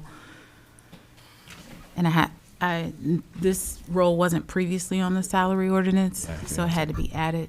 And that's why we talked about it in executive session. Just want to make you guys aware. I apologize about all the push through, but this one is needed.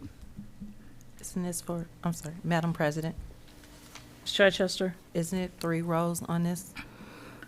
Well, actually, we updated the other one prior to that. Okay. I just want you guys to take note of the salary because we talked about it. You gave me your feedback, and then I stayed within that.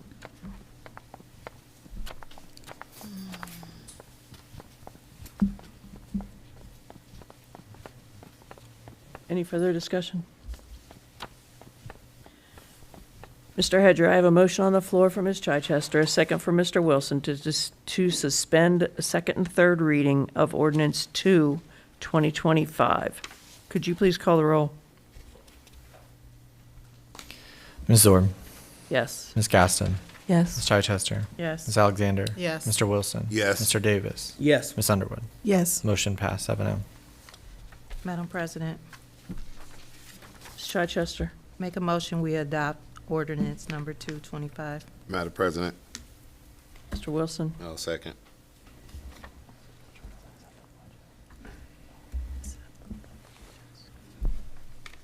Discussion?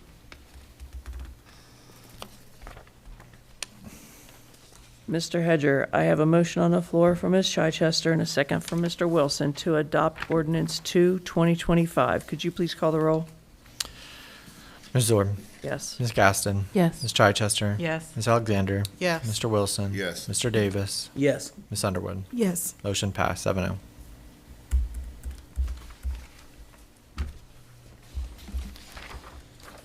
First reading ordinance number 3, 2025, an ordinance making additional appropriations.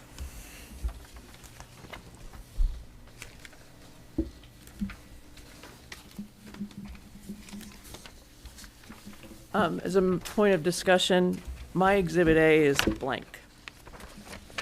That's essentially a blank check. Can we please have some numbers put on Exhibit A and have that sent back out to us? Madam President, Yes? I don't know what Exhibit A is supposed to have, but under Section 1, the appropriations are designated there, so we don't actually need an Exhibit A for this piece of legislation because they're in section 1. It is the two, It's referred to in section 1. Exhibit A is mentioned in section 1. As attached here to as Exhibit A. then I would, Madam President, Yes. I would suggest that we amend that and exclude Exhibit A because we don't need it. So you're saying take it out? As another point of discussion, at that finance meeting, we also, and it's not stated here, we also discussed where the money would be coming from. It's going into these line items. I don't see that mentioned here. Has that been determined? They're both going to come from the general fund. Okay, we'll need to add that also.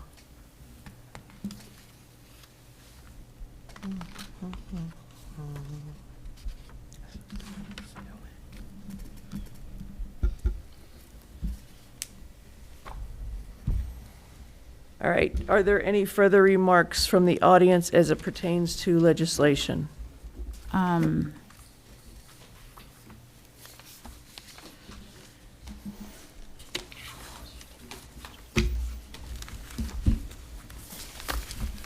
Can you confirm with me who drew up ordinance 3-2025 and the amendments? Was it council or administration? Was it council? I want to respect your time. It's almost 9:30. Was it council or administration? Madam Chair, Madam President, Yes. I mean, I sent the changes that should be made to the document to Mr. Dieters, and Mr. Dieters modified the document and sent it back to. Was council involved at all? Yes. Okay, From the what's, standpoint of, we went to talk about the addition and the change. okay. And so, Mr. Dieters, did you intend to have anything on Exhibit A from a legal perspective? Oh, I'm sorry, Miss No. Okay, Kierton. yes. The one that is Exhibit A, that your reference to the document was 02. That's the salary ordinance. I'm sorry, I'm So- reading as it states on here. Said It states, 203. so whoever I'm drew, sorry. so Oh, let's you said clarify. 203. I did, but I heard you again, wrong. So my Okay. apologies. It's okay, no The worries. document on the appropriations. All I want to know is who drafted this? That's the only question. Was there a council and was it you? Who? Mr. who? Dieters. Solely, okay, Mr. Dieters approved it from a legal perspective, but who actually implemented the numbers here? 65, is that just saying 65? Yeah, 65, 25, and 2,500. Who drafted those numbers? Was that approved by council? Madam So, President. yes, those numbers were. Got it. The 2,500 was a number that council suggested. Right. With the advisement of administration. Sure. And then the 6525 is the amount of the bill that we received that we owe. So there is nothing more, nothing less. That was dictated to us by our finance manager because of this outstanding invoice. Got it. And so I just want to clarify for Diane Toll, she's a central part of our city. In fact, she's needed. Will she not be able, because she works for the city, and this draft is stating that if there's ever a time that she has to appear at mayor's court, that she would not be able to flex her time? Because that was part of the discussion at the finance meeting last week, to say that she cannot, from an HR legal perspective, she can no longer flex her time, and that she would actually have to be paid solely for overtime? No, that wasn't quite the conversation. She will be able to flex her time, but there are employment rules and regulations per the state that would not allow her. Like sometimes you have to flex your time within a certain amount of time, and if she doesn't, then we owe her the overtime legally. So we Got it. want to Yep, make sure. sure that we are within those parameters. We have just been making her flex her time, and then there have been times when she actually just will Yeah. forego time. Yeah, we So- know. Yeah. Okay. And so Resolution 10-2025, I just want to ask also, Ms. Duxine, can you confirm how much did the city purchase the vehicle for? How much will the city list the vehicle for? And will all of those funds go back to the general fund? Although it's to support fire, how much did we purchase it for? Will all of those funds that we get from that sale go back to the general fund, and how much will it be listed for? So I don't know how much the original vehicle was purchased for, but it was purchased as a vehicle. The only portion of the sale that we're doing right now is the engine, and they're actually putting it on a municipal auction site. So it will be auctioned to come up or determine the cost. Right. So any money that we retrieve from it, we've paid for it. I think that thing is 25 years old. Even or at better. auction, you still set prices. You set the starting price. But that may not be determined by us. It could be determined by the auctioneer. It is a municipal auction website where they evaluate, and then they may or may not set the prices depending on.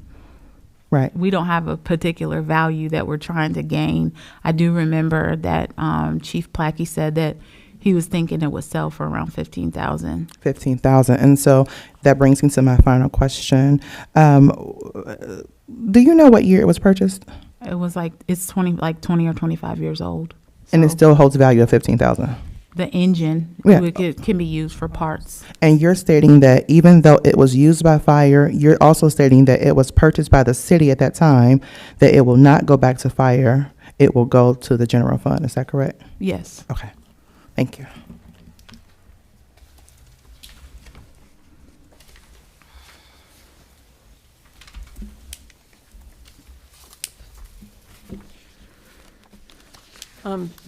Ms. Curitan, I just wanted to add that, that Resolution 3, 2025, those, the numbers, and I'm not sure where you were going with that, but the numbers themselves were discussed in the Finance Committee meeting.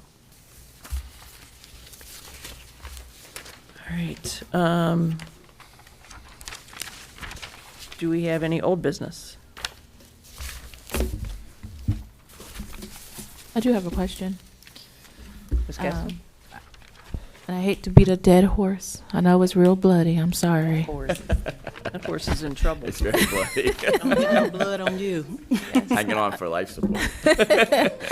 But I do have a question. One of my questions that was sent via email that was answered about the 1500 West Galbraith building was the assessment of the building having good bones. If we can get that document so that it can be reviewed, that would be perfect. And that's all. Madam President, Ms. Underwood? keeping in mind that it is 9:30, I'm wilting. So we, about the devices for council, I want us to make a decision about that because it is my understanding that it will be easier for us to upload agendas and meeting minutes if we have some kind of secure thing, and we can either do the same devices or a VPN, which I don't want to carry another little thing around on my keychain. So can we, my colleagues, if you all, can we just please decide to get the same device and ask administration to buy that for us? Like, can we do that today so that we can kind of, it'll just make it easier for committee chairs and co-chairs to get these things updated for Mr. Hedger, who is very diligently reminding me that it needs to be updated. So, and I just don't want to be the person who causes problems by telling a lawyer, like, no, you cannot have my personal or my work computer. So, which is exactly what would occur. So, can we please just, everybody's looking at me like, what are you talking about? Fine. Yeah. Ms. Underwood, at the finance meeting, I was given permission to speak with our IT guy to try to work out those details. Would it be acceptable if I have not had a chance to do that yet. Would it be acceptable to you if I have an update by the next council meeting? And That's fine. possibly make that proposal at that time? Okay. Madam Thank you. President, Yes, Ms. Dukes. I'd also like to add to Ms. Underwood's statement that VPN is no longer a little fob that you carry around. It's just a Two-factor authentication Yep, to your phone. well, not on your phone. It's it would be on your device. And so you can only access things on your device. And then you also need to consider whether or not Mr. Hedger, because if you all go on to city provided for devices, you probably need to get his buy-in because he would be a part of that as well. I know he does not use a city provided for device at this time. We'll take all that into consideration. Thank you. Do we have any new business? Madam President, Yes. I would like to make a motion to remove myself from the Budget and Finance Committee due to time constraints. I'll second. I mean, if you want to go, go. Oh, you gonna miss me? Any discussion? All right, Mr. Hedger, I have a motion on the floor from Ms. Alexander and a second from Ms. Zorb to remove Ms. Alexander from the Budget and Finance meeting. Could you please call the roll? Ms. Zorb, Yes. Ms. Gaston, Yes. Ms. Chichester, Yes. Mr. Alexander, Yes. Mr. Wilson, Yes. Mr. Davis, So I gotta be the one to tell you now. Yes. You're not on it either. Ms. Underwood, Don't put that finger up. Do not put that finger up. Yes. motion passed 7-0. Thank you. Is there any other new business? Madam Madam President, President. Ms. Chichester, I make a motion, we adjourn. Madam President. Mr. Wilson, I'll second. Mr. Hedger, at 9:37, I have a motion on the floor from Ms. Chichester and a second from Mr. Wilson to adjourn tonight's meeting. Please call the roll. Ms. Zorb, Yes. Ms. Gaston, Yes. Ms. Chichester, Yes. Ms. Alexander, Yes. Mr. Wilson, Yes. Mr. Davis, Yes. Ms. Underwood. Yes. Motion passed 7-0. This meeting is adjourned.